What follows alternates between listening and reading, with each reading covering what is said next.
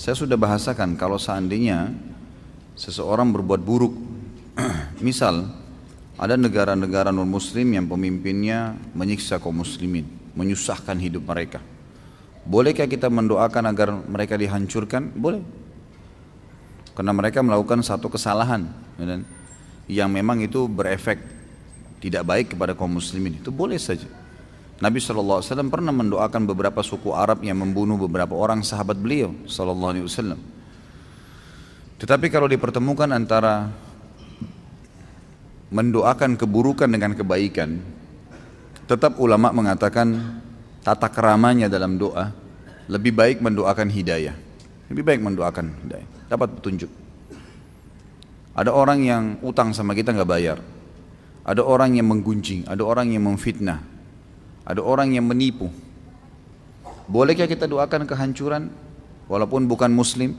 Walaupun muslim, boleh. Hak kita, kita terzalimi. Dan itu bisa diterima sama Allah SWT kan dia terzalimi. Tetapi setelah doa kita diijabah, misal kita bilang ya Allah lumpuhkan kakinya, ya Allah begini dan begitu, lalu Allah kabulkan, selesai, kakinya lumpuh tabrakan, masuk, tidak bisa lagi jalan atau masuk rumah sakit dirawat, udah dikabulkan, selesai, sampai situ saja. Tapi kalau kita doakan hidayah buat dia, ya Allah bukakan hatinya, berikan hidayah, masukkan iman dalam hatinya agar dia mau membayar utangnya, lalu Allah kabulkan, masuk iman dalam hatinya, dia dapat ilmu, mulai ikut pengajian, dengan hikmahnya Allah kita nggak tahu. Kemudian dia jadi sadar kalau dia harus bayar utang, dia bayar utang kita, dan semenjak dia jadi baik karena doa kita, sampai dia meninggal kita panen pahalanya. Udah dapat hak kita, kita juga dapat pahala dari dia. Mana yang lebih baik? Tentu yang kedua. Karena hati, ya, hati manusia itu, hati kita ini harus betul-betul kita jaga gitu. Harus betul-betul kita jaga. Saya tidak tahu pertemuan lalu saya sudah sebutkan belum yang firman Allah Subhanahu wa taala, a'udzubillahi minasyaitonirrajim illa man atallaha biqalbin salim. Ada ayat sebelumnya tapi ini saksi bahasannya. Nanti hari kiamat itu tidak semua orang bisa ngomong sembarangan, tidak semua orang bisa selamat masuk surga tanpa hisab, kecuali ada keadaannya. Memang datang menuju kepada Allah dalam hati yang bersih, steril hatinya, qalbin salim, nggak pernah punya masalah sama orang. Saya udah katakan itu hari, perintah agama ikhwani, kalau ada orang berbuat jahat sama kita, yang paling pertama kita lakukan maafin dulu. Maafin dulu. Enak benar Ustaz, dia gunjing saya, dia fitnah saya, dia tidak bayar utangnya kepada saya, bahkan dia menipu saya, kok saya maafin? Ya memang perintah agama maafin, karena memaafkan itu akan membuat diri antum, hati antum sehat, nggak ada beban. Setelah kita maafkan, sudah saya maafin. Dia punya sebuah variabel hukum yang harus dihubungkan untuk selamat dari siksaan Allah dan ancaman Allah karena menipu, karena menggunjing, karena memfitnah. Itu untuk selamat dari azabnya Allah di dunia dan di akhirat, dia harus minta maaf dulu. Jadi kalau antum maafin tanpa dia minta maaf, tetap hukuman Allah datang kepada dia. Artinya nggak ada ruginya kita kalau maafin, kan? Tapi kitanya aman, hati kita aman. Karena hati ibarat sebuah ruangan, yang ruangan itu harus steril betul. Lantainya bersih, kaca pintunya tertutup, AC-nya enak, sejuk, ada pewangi ruangan, itu hati begitu. Antum masuk nyaman, dan itu cuma bisa dengan iman dan ilmu, nggak bisa yang lain. Kalau ruangan itu penuh dengan tulang-tulang bekas makanan, ya, makanan sudah busuk, kemudian pakaian yang kotor, gitu kan? Terus pintu sama jendelanya terbuka, masuk gak binatang ke ruangan itu? Hah? Masuk gak? Serangga, kecoak, burung, anjing, semua masuk. Itu ibarat contoh dari saya hati manusia. Kalau hati manusia itu banyak penyakitnya, sangka buruk, cemburu berlebihan, ya, kemudian iri, dengki, penuh dengan masalah, tidak mau memaafkan orang lain, hatinya masalah. Kemudian dia memang tidak menutup dirinya, tidak coba bertaubat, dibuka jendela sampai itu, maka makan banyak. Sekarang harus disterilin, dibersihin semua, ditutup kembali pintu dan jendela, AC-nya didinginkan, dikasih pewangi ruangan, ditempel semua, dicat kembali tembok yang sudah kotor, baru jaga. Harus begitu. Caranya adalah memang kita harus lebih banyak melunakkan hati kita dengan memaafkan, bertaubat kepada Allah, merasa cukup dengan apa yang Allah berikan gitu kan. Seperti itu. Kembali ke pertanyaan tadi. Jadi saya tidak tahu ini maksudnya selain hidayah apa yang dimintai. Tapi kalau hidayah adalah sesuatu yang sangat baik. Tapi kalau dia berbuat zalim, muslim atau tidak, antum doakan keburukan bisa. Tapi kalau antum doakan kebaikan agar dapat hidayah lebih baik. Yang tidak boleh, ada orang kafir tanpa sebab, nggak ada hubungannya. Tetangga antum baik-baik saja, tetangga. Cuman dia memang belum dapat hidayah, belum masuk Islam. Ya Allah matiin tetangga saya itu. Nah, nggak ada hubungannya, nggak ganggu, nggak apa. Nah ini nggak boleh. Kenapa kok harus didoakan begitu? Gitu kan? Lihat lewat ada mobil, kayaknya Nasrani itu. Ya Allah tabrakin mobilnya. Nah, kata Nabi SAW apa? Khairun nas anfa'um linnas. Orang muslim yang paling baik, yang paling bermanfaat bagi manusia. Kalau saya sudah pernah kasih contoh. Kita lihat ada orang tabrakan motor. Begitu kita mendekat mau bantu, ternyata ada kalung salibnya. Bantu nggak? Bantu. Nggak ada hubungannya, gitu kan? Saya sudah jelaskan kemarin. Ingat, jangan lihat orang dari performanya. Belum tentu. Banyak ikhwah begitu ikut pengajian, lihat orang lain yang paling pertama dilihat celananya jingkrang nggak? Kalau celananya isbal bahaya nih, ahli nar. Nggak boleh, bukan itu yang dilihat. Ini perempuan yang dekatin saya ini pakai jilbab besar nggak? Kalau enggak, kayaknya bukan golongan. Nggak bisa, nggak boleh begitu. Nggak boleh begitu. Saya menonton kajian dosa besar 53 via YouTube. Pada sesi tanya jawab, kita dilarang sholat di masjid yang berhiasan emas. Lalu bagaimana di Mekah? Pada kiswanya saya mendapatkan referensi disulam dengan benang yang mengandung emas. Tentu yang dilarang adalah membangun masjid dari emas, kan gitu. Itu yang dilarang. Sama halnya begini, lebih untuk jelasnya saya kasih contoh lain dulu. Laki-laki tidak boleh menggunakan baju dari sutra. Sudah pernah kita bahas tuh, salah satu dosa besar. Ulama membahas, ini kan kalau sutra semua. Bagaimana kalau ada baju batik, ada satu talinya benangnya sutra asli. Bolehkah dipakai? Sama hukum air.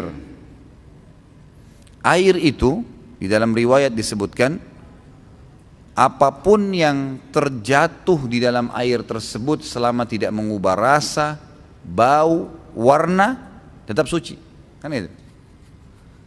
Berarti sesuatu yang sedikit itu tidak mempengaruhi sesuatu yang besar dalam beberapa hal yang berhubungan dengan agama kita ini. Kan gitu. Jadi kalau seandainya memang ada orang cat menggunakan campuran dengan emas di masjidnya, ini pendapat ulama mengatakan tidak masuk dalam umumnya larangan tadi, kecuali memang dia buat semuanya emas, itu lain. Yang saya tidak tahu ya, kalau antum memang sudah dapatkan referensi memang digunakan dengan sulam emas, itu saya nggak tahu. Tapi yang saya tahu selama ini memang digunakan istilah emas, gitu kan? Kincir airnya Ka'bah itu emas, pintunya itu emas dan seterusnya. Tapi saya terus terang pribadi belum pernah mengetahui apa itu benar emas murni semua atau enggak, gitu kan? Saya tidak tahu. Dan yang saya tahu memang ada larangan yang menyebutkan tentang tidak bolehnya kalau semuanya emas, gitu kan? Dalam arti kata di sini berlebih-lebihan. Tanda-tanda hari kiamat adalah umat Islam ini banyak yang membangun masjidnya dengan berlebih-lebihan. Kan? Ada hadis yang ana tidak faham mengenai perlengkapan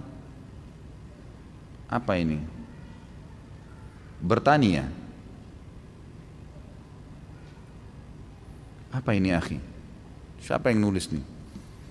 Mengenai perlengkapan bertani ya, tidak boleh disimpan dalam rumah.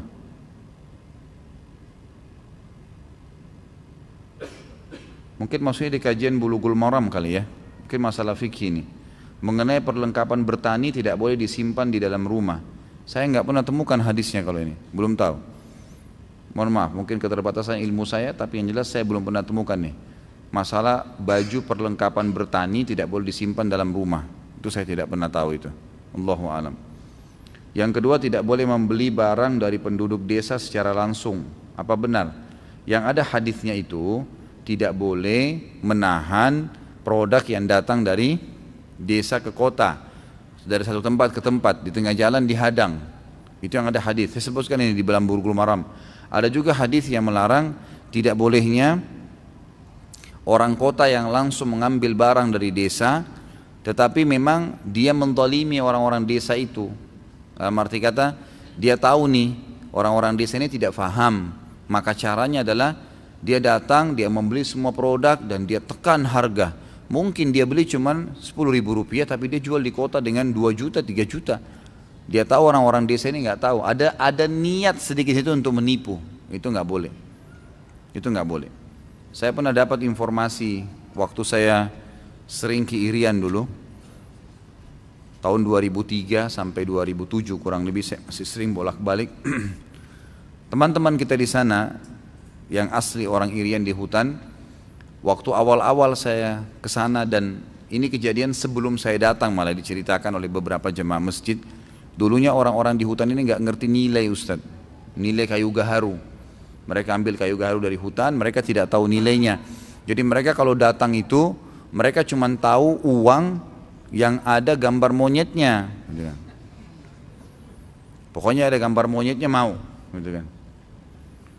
Nah, datanglah beberapa orang-orang ini, diantaranya orang Muslim, dan ada yang sempat hadir di pengajian. Saya tegur, nggak boleh itu terjadi, gitu kan. Jadi dia datang, waktu itu kalau nggak salah uang 500 rupiah ya dulu tuh, kertas. Dia datang dibawa banyak nih, uang itu banyak sekali dibawa sama dia. Kemudian waktu gahrunya transaksi ditebarin di tanah, di lantai gitu untuk dilihat. Orang ini kemudian ambil uang yang tadi banyak, yang gambar monyet, disusun di atasnya gahru itu jadi banyak sekali. Orang hutan ini nggak ngerti, dia hitung pakai jarinya nih. Dia nggak ngerti nih, kemudian dia pakai jari kakinya sudah habis jarinya, gitu kan. Kemudian dia bingung mau hitung apa lagi, dia bilang cukup sudah nggak apa-apa. Padahal nilai yang dikasih itu kecil sekali dibandingkan dengan nilai kayu gahrunya. Karena orang ini dari kota, dia tahu nilainya gahru ini mahal, orang-orang ini nggak ngerti, maka dia permainkan dengan cara seperti itu. Ini yang ada larangannya. Dan saya sarankan insya Allah penanya bisa kembali ke kajian Bulughul Maram yang saya bahas itu ya. Mana yang lebih afdal ketika masbuk mendapati sudah duduk tahiyat akhir, mengikutinya atau buat jamaah baru jika ada? Karena saya pernah dengar dari Ustaz apabila tidak ruku, tidak dihitung rakaat. Ya tentu saja tetap ikut, afdalnya tetap ikut, walaupun beberapa saat sebelum salam. Karena antum dihitung mendapatkan jamaah pertama. Jemaah pertama pahalanya beda dengan jemaah kedua. Jemaah pertama itu lebih masuk di awal waktu dihitung, lebih besar. Jadi lebih baik tetap ikut walaupun sudah tahiyat terakhir. Beda biidznillah dengan insya Allah itu apa? Biidznillah dengan izin Allah. Kalau insya Allah, kalau Allah mau. Ada perbedaan tipis, sama dengan kalau biidznillah itu kalau diizinkan. Insya Allah kalau Allah mau. Kalau diizinkan, saya mau datang ke rumah Anda, itu pakai kata-kata izin, gitu kan. Kalau Anda mau, saya mau datang ke rumah Anda, nggak masuk ini. Tapi biasanya mau itu harus dari dianya. Saya mau Anda ke rumah saya, nah itu lain kan. Seperti itu membedakannya. Kalau izin ini berarti dari kita mungkin ya. Kalau sya itu berarti dari orang yang punya wewenang. Kurang lebih begitulah, gitu kan. Bagaimana orang yang mati syahid namun masih ada hutangnya, apakah tetap masuk surga? Ini hadis sahih menjelaskan ya. Kalau dia mati syahid di darat, yang saya tahu ya, maka hadis sahih menjelaskan diampuni semua dosanya kecuali utang. Utang tetap dibayar. Tapi kalau dia mati syahid di lautan, di air, itu ada riwayat yang saya pernah dapatkan, diampuni semua termasuk hutangnya. Termasuk hutangnya. Apakah mengucapkan salam berlaku juga untuk non-muslim? Dan apakah kita wajib menjawab bila non-muslim tersebut memberikan salam kepada kita? Kalau kita memberikan salam kepada mereka itu tidak boleh. Hadis Nabi SAW yang berbunyi dalam hadis Bukhari, janganlah kalian memulai memberikan salam ahli kitab atau orang kafir. Nggak boleh kita mengatakan Assalamualaikum misalnya, atau kita mengucapkan salam lebih dulu. Ya. Itu adalah larangannya. Dan kalau mereka yang mengucapkan salam kepada kita dengan menggunakan salam kita, kembali juga di hadis Bukhari yang lain yang pernah sering saya ucapin hadis ini, waktu ada beberapa orang Yahudi melewati Nabi SAW yang sedang jalan bersama Aisyah lalu mengatakan Assalamu alaikum. Assam bukan assalam. Assalam keselamatan, doa. Tapi kalau assam bedanya cuma tidak ada alifnya saja, lamnya itu. Jadi kalau assam itu alif lam sin alif ya mim. Kalau assalam kan alif lam sim, ada lam alif baru mim. Jadi bedanya itu di lamnya itu. Kalau assam artinya kematian, kalau assalam keselamatan. Orang-orang Yahudi ini pikir Nabi SAW tidak dengar, maka mereka berkata, Assalamu alaikum ya Muhammad. Assam artinya kematian. Nabi SAW jawab, wa alaikum. Artinya apa itu? Dan untuk kalian. Kan gitu. Maka Aisyah waktu itu radhiyallahu anha sempat marah. Aisyah berkata, ya Rasulullah, tidakkah anda dengar apa yang mereka bilang? Kata Nabi SAW, wahai Aisyah, tidak kau dengar apa yang saya jawab? Doa kita kepada Allah untuk mereka diterima, doa mereka kepada Allah untuk kita tidak diterima. Artinya waktu dia bilang kematian buat kalian, waktu saya bilang untuk kalian juga, berarti dia kena doa kita, tapi kita nggak kena doanya. Orang Islam kalau doakan orang Muslim diterima, tapi orang Muslim doakan Muslim tidak akan diterima sama Allah Subhanahu wa taala. Jadi dari hadis ini ulama mengambil kesimpulan kalau ahli kitab atau orang kafir memberikan salam, Assalamualaikum, kita jawab saja waalaikum. Cukup dengan jawaban yang Nabi SAW ajarkan itu. Apa hukumnya dalam syariat Islam memasang bendera di depan rumah dalam rangka perayaan hari kemerdekaan? Yang saya tahu, Allahu a'lam tidak apa-apa. Yang saya tahu, nggak masalah. Selama memang dia tidak menyembah bendera itu. Simbol. Bendera kan juga di zaman Nabi SAW dipakai ya. Di peperangan ada bendera. Simbol, bahwasanya ini simbol negara. Karena Indonesia ditahu memang ada benderanya warna itu, ya sudah nggak apa-apa.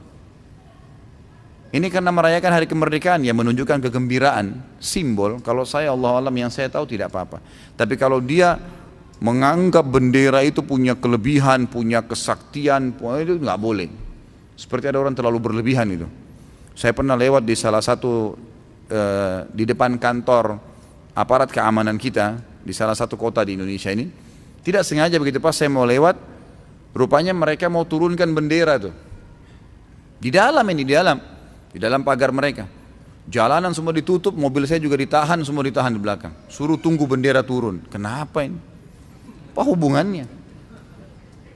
Coba kalau sholat azan tahan tidak mobil, masa bendera digituin? Nggak boleh ini, kalau ini nggak boleh, itu kan? Ini berlebihan ini. Tapi kalau hanya sekedar memajang karena mengikuti pemerintah kita sebagai simbol negara kegembiraan, insya Allah setahu saya nggak apa-apa. Asal tidak ada hubungan di situ variabel kalau ini ada kesaktiannya lah, merah putih itu sakti atau apa hubungannya? Nggak ada hubungannya sama sekali. Bagaimana cara membedakan bisikan yang datang dari syaitan atau kata hati kita sendiri? Kadang-kadang ketika sholat di dalam hati suka bicara sendiri. Bagaimana cara menyikapinya Ustaz? Sahkah sholatnya? Bagaimana hatinya bicara sendiri nih?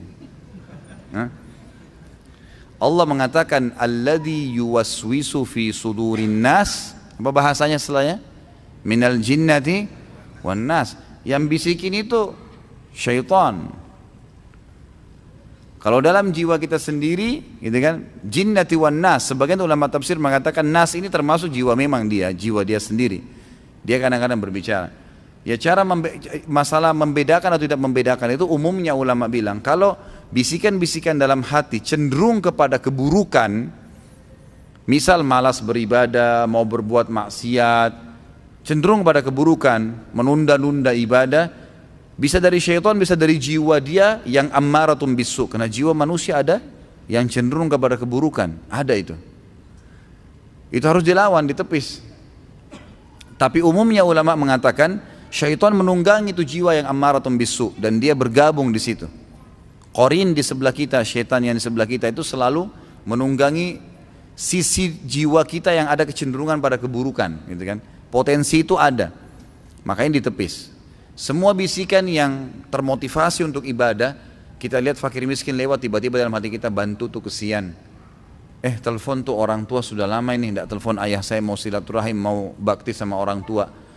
Oh mau bantu ada tetangga yang lagi sakit atau ada orang yang lagi sakit mau dijenguk di rumah sakit, ada bisikan, itu berarti positif, diikutin. Itu juga dari malaikat atau dari jiwa dia yang memang cenderung dengan kebaikan. Seringnya seseorang itu mengasah jiwanya dalam kebaikan akan membuat jiwanya lebih pekah, gitu kan, dalam kebaikan itu. Dan seringnya seseorang melatih dirinya, jiwanya dalam keburukan akan membuat lebih pekah dalam keburukan itu. Bahkan kata ulama, bisa jiwa lebih hebat keburukannya daripada syaitan, dan bisa juga jiwa lebih hebat daripada bisikannya malaikat dalam kebaikan. Tergantung bagaimana dia membiasakan dirinya, gitu. Tapi umumnya syaitan menunggangi keburukan, kecenderungan burukan tersebut, dan malaikat juga menunggangi potensi baik dalam jiwa manusia. Bagaimana hukumnya sholat di tempat kerja instansi yang haram, misal di kantor, bank atau asuransi? Tetapkah sah sholatnya? Kalau musola yang dipakai atau bangunan itu ya, murni semuanya dari hasil penghasilan yang haram, maka nggak boleh dipakai, tidak boleh. Tapi kalau ada sumber penghasilan yang lain, misal ada satu building besar, kemudian di situ ada banyak penyewa, ada perusahaan ini, ada perusahaan ini, perusahaan ini, perusahaan, lalu kemudian ya, yang punya building ini pengelola baik saja, hasilnya mungkin dari uang yang boleh saja yang tidak ada masalah, dia buat musola, tapi di situ ada perusahaan-perusahaan yang haram yang menyewa, itu nggak apa-apa. Tapi kalau fasilitas dari uang yang haram, dimanapun dia berada nggak boleh. Yang saya tahu nggak boleh, kan gitu. Dan memang antum harus bisa menerima ini. Saya sudah sering bahasakan ikhwah dan akhwat sekalian. Tolong kalau ada pertanyaan yang sedang disampaikan kepada siapapun, bukan cuma saya, siapapun asatidzah yang antum sampaikan, apa yang disampaikan secara hukum syar'i itu yang kami ketahui, dan memang itu hukum Allah, harus bisa diterima gitu. Kadang-kadang soalnya di ikhwah dan akhwat ini dia punya kecenderungan dengan satu keburukan, lalu ditanya dengan retorika tertentu supaya ustadznya terjebak dalam sebuah sisi, lalu memberikan dia fatwa seakan-akan itu boleh. Hati-hati akhi, hati-hati ukhti, kalian sendiri yang bertanggung jawab tuh. Karena si da'i hanya memberikan sesuai dengan apa yang dia fahamin. Kata Nabi SAW dalam hadis Bukhari kepada para sahabat, sahabat itu ada, siapa yang aku hukumi perselisihan dia dengan saudaranya sesuatu yang salah karena argumen yang dia milikin, maka sebaiknya dia bertakwa sama Allah dan dia kembalikan hak saudaranya. Karena kalau tidak, berarti dia sudah sengaja menjurumuskan dirinya, jiwanya kepada api neraka. Jadi nggak bisa, hati-hati. Kadang-kadang kalau sudah disampaikan, dan karena gini ikhwah, sekali saya kasih contoh yang lain. Kalau ada di antara antum yang hadir, pernah ada yang tanya sama saya, Ustadz saya kerja di bank konvensional, ini saya sudah dengar Ustadz bilang riba, haram, nggak boleh gini. Tapi kalau saya berhenti Ustadz, saya mau berikan makan anak istri saya dari mana? Saya tanya balik, lalu antum maunya apa nih? Saya bilang halal. Nggak mungkin lah, haram, saya mempertaruhkan akhirat saya itu. Gara-gara antum saya bilang nggak boleh, keluar akhi dari situ, ikhtiar, minta kepada Allah SWT. Harus bangkitkan sebuah keyakinan, memang Allah SWT pemberi rezeki, huwar razzaq, dzul quwwatil matin. Allah itu pemberi rezeki yang non-stop, gitu kan? Dari awal diciptakan langit sampai hari kiamat non-stop, air hujan diturunkan non-stop, buah-buahan. Pernah antum temukan ada buah di pasar kosong? Bukan karena pedagang dan petani itu, Allah yang adakan tuh. Habis buah ini, muncul buah ini, habis sayur. Ada bahkan sayur dan buah tidak pernah habis panjang tahun. Ayam tuh yang antum makan, ayam itu populasinya sudah dinilai, diteliti oleh para ahli, ternyata jumlahnya berlipat dibandingkan dari jumlah manusia. Setiap hari miliaran ayam disembelih, tapi nggak habis-habis tuh. Nggak habis-habis. Itu peternaknya, penyebab saja. Yang ada kan itu Allah SWT, Allah libatkan tangan-tangan manusia, tapi itu ada. Allah berikan rezeki, semut di lubangnya Allah berikan rezeki, terus antum takut, dari mana ini? Kan gitu. Kadang-kadang Ustadz juga kesian, pesawat ini sudah patah sayapnya dua-dua, ayo Ustadz selamatin pesawatnya. Pernah ada ibu gitu tanya sama saya, mau Ramadan, 3 hari lagi Ramadan nih. Ustadz saya mau tanya, saya punya utang Ramadan. Baik, terima kasih Soleh.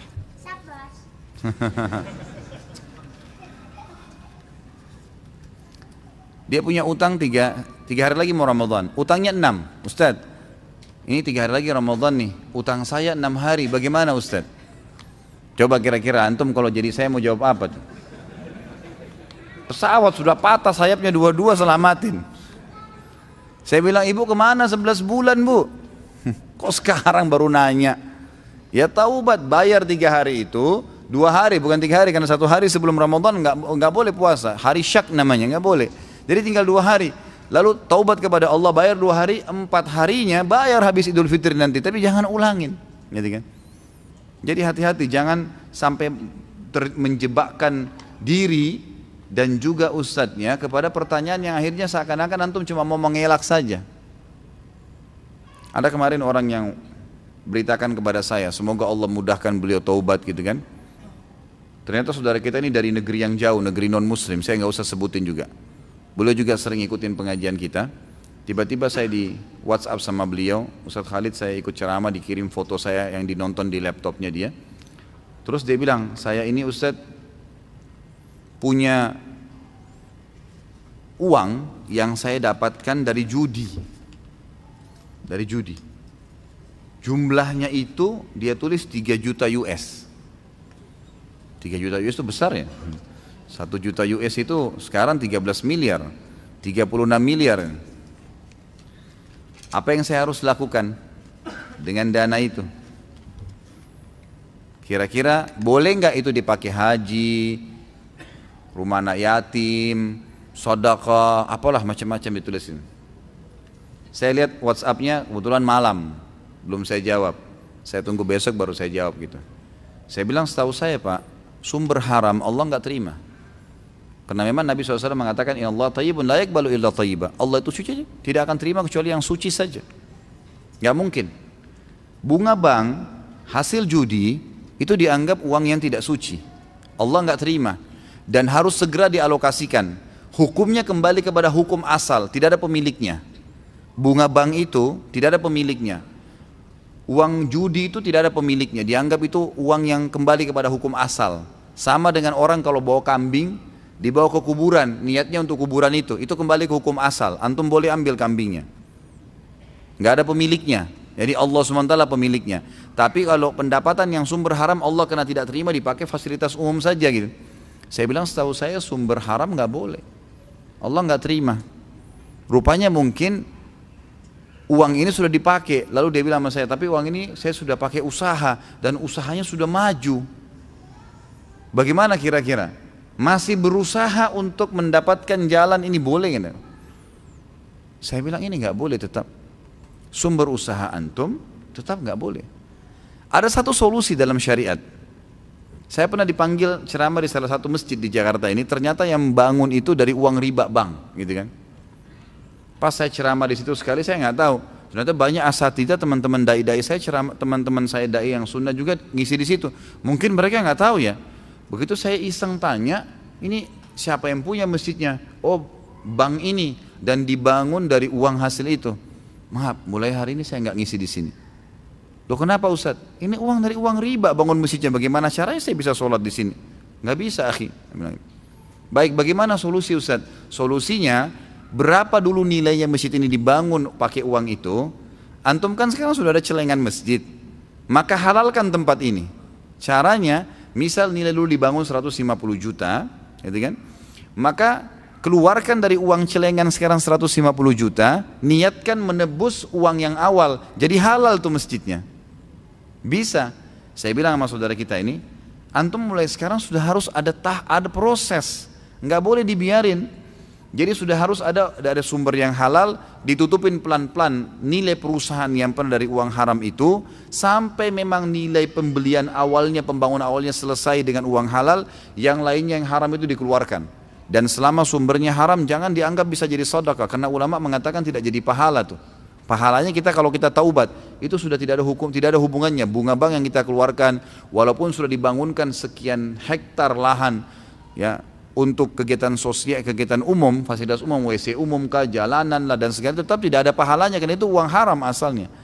Tapi kita aman karena mengeluarkan diri kita dari uang yang haram sehingga jauh dari azab Allah Subhanahu wa taala.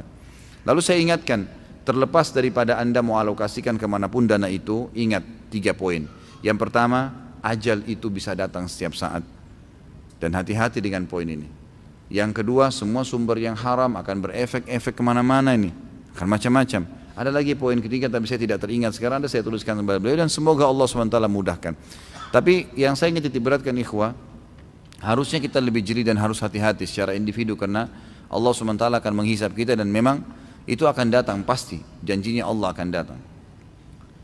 Ana ingin tanya, ada orang mengaku sunnah pakai celana gantung, jenggot jidat hitam, akan tetapi musikan oke, pacaran jalan terus, merokoknya lancar. Padahal sudah dikasih tahu. Bagaimana jika orang itu sudah tahu dilarang Islam tapi masih bodoh? Golongan apakah orang tersebut menurut Islam? Mohon penjelasannya Ustaz. Dia orang mukmin yang bermaksiat, bukan golongan khusus. Tapi kan saya pernah jelaskan, kalau masih ingat, dosa dan maksiat itu dua-dua punya amal soleh dan dosa itu punya kenikmatan, gitu kan? Kita kalau ibadah kayak gini, antum hadir di majelis ilmu nih, kalau antum ikhlaskan niat, ada kenikmatannya nih. Kalau tidak nikmat, antum nggak bakal betah duduk. Ada sesuatu yang kita dapatkan, ada kenikmatannya ibadah itu. Dosa, seperti orang lawannya majelis ilmu ke diskotik, ke bar, ada kenikmatannya. Tapi dua kenikmatan nggak bisa disatukan, mustahil, nggak mungkin. Orang yang hadir di majelis ilmu, dia nggak akan hadir di situ. Orang yang hadir di situ, dia susah hadir di majelis ilmu. Ya, yang orang suka di majelis ilmu setiap malam cari pengajian dimanapun, mereka akan tidak mungkin lewat aja depan diskotik merasa alergi lari. Orang yang biasa tiap malam di diskotik lihat masjid lari, gitu kan? Pengajian dia nggak mau, gitu kan? Nggak bisa ketemu dua kenikmatan ini. Dan orang yang menikmatin ibadahnya akan maksimal, imannya akan terasa, nikmatnya ada. Orang yang maksimal juga dalam dosanya, dia rasakan nikmatnya dosa itu. Yang jadi masalah orang yang di tengah-tengah. Dia masih buat pahala, juga buat dosa. Ini di sini nggak enak, di sini nggak enak. Ini tadi contohnya misalnya, dia sudah pelihara jenggot, apalagi masya Allah bahasanya dahinya sudah hitam. Ini orang dahinya hitam, kecuali kalau memang sengaja digosok-gosok ya. Pakein arang panas, arang lah atau apa mungkin lain. Kalau murni dia sujud itu nggak semua orang sujud itu bisa hitam dahinya, nggak bisa. Itu simat, ciri khasnya para sahabat. Allah sebutkan dalam Al-Quran itu, simahum fi wujuhihim min atharis sujud. Cirinya para sahabat, Nabi SAW dan para sahabat, dahi mereka itu hitam sekali. Memang begitu ciri khasnya. Kalau dia betul-betul ini sujud kepada Allah SWT, kemudian dia masih berpacaran tadi, ya, pastikan dia kalau jalan dan mau digandeng sama pacarnya, dia ketakutan tuh. Karena dia masih ada ibadahnya, tapi juga masih maksiat. Dan kalau dia sholat, kalau dia ibadah itu tidak ada kehusyuan. Enggak ada kehusyuan, karena masih ada dosa yang mengganjal. Tidak bisa bersatu dua ini. Saya kasih contoh lain. Kalau ada orang sholat 5 waktu tapi masih mabuk. Jam 2 malam dia mabuk. Tapi di otaknya dia, ini sebentar jam 4 azan subuh nih. Enak gak mabuknya? Gak enak mabuknya itu. Setengah-setengah itu. Karena dia masih pikirin sholat. Coba kalau yang maksimal di dosanya, dia nggak pikirin sholat, maka dia mabuk, dia teler terkapar di jalan, dia nggak peduli.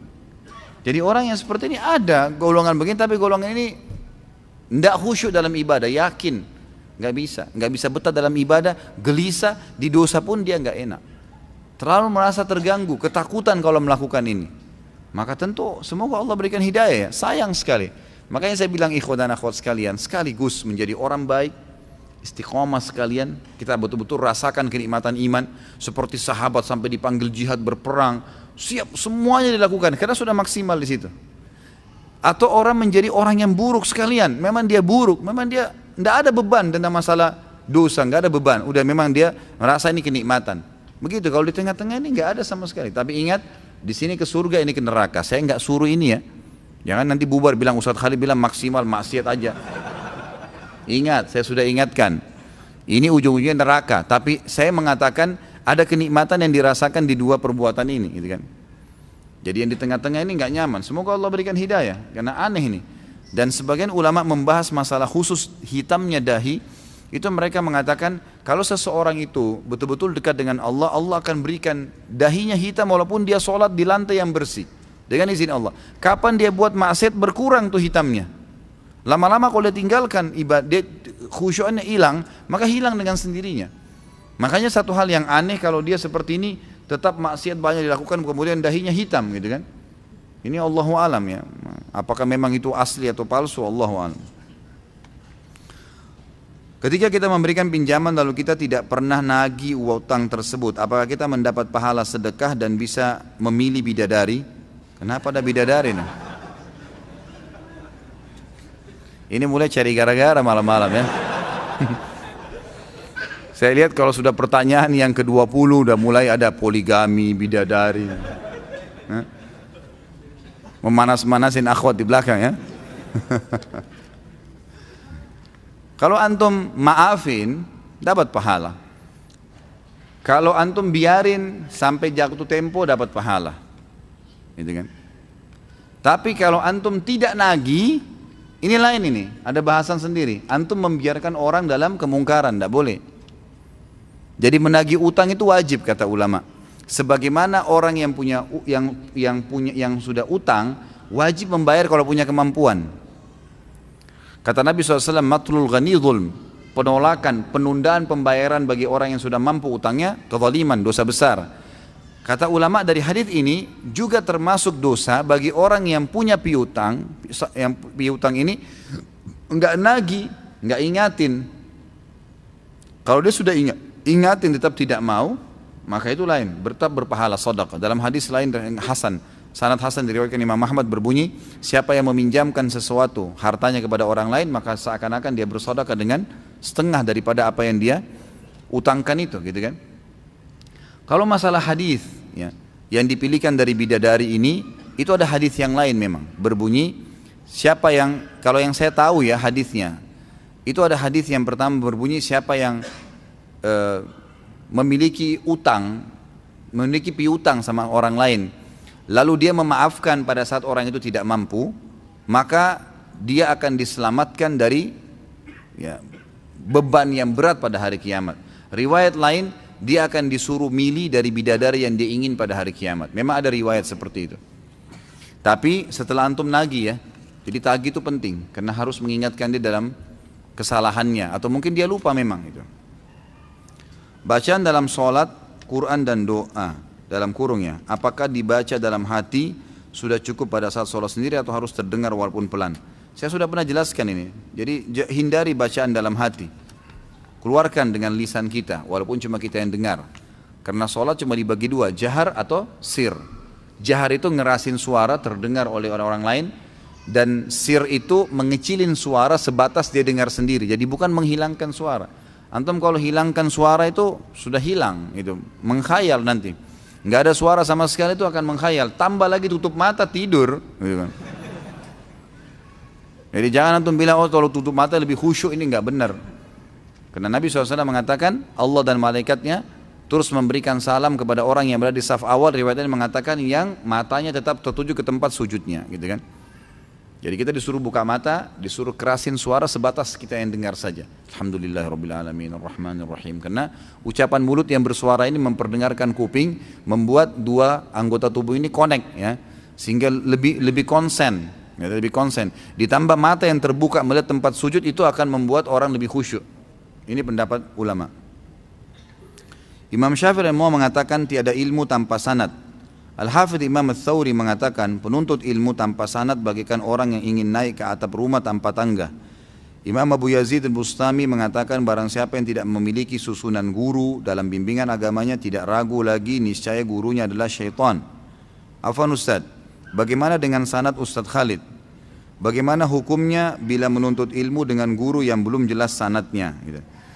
Sanad itu yang dimaksud di sini, yang dimaksud oleh Imam Syafi'i, Imam Tsawri, ini semua yang dimaksud adalah yang poin pertama masalah mengambil hadis, gitu kan? Mengambil hadis ini itu di zaman-zaman ulama-ulama besar kita kayak Imam Syafi'i, tadi Imam Tsawri, ini zaman-zaman tabi'in, tabi'in, mereka mengambil sanad ilmu itu langsung dari tabi'in, sahabat, lalu Nabi SAW. Maka ini diistilahkan dengan sanad, mereka mengambil dari jalur itu untuk ilmu.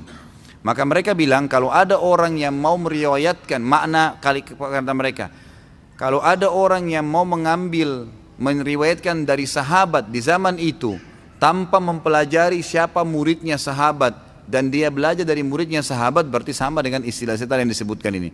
Seperti orang yang mau naik ke rumah, atap rumah tanpa tangga dan seterusnya. Karena dia langsung kan mau ngambil. Seperti itulah. Ya.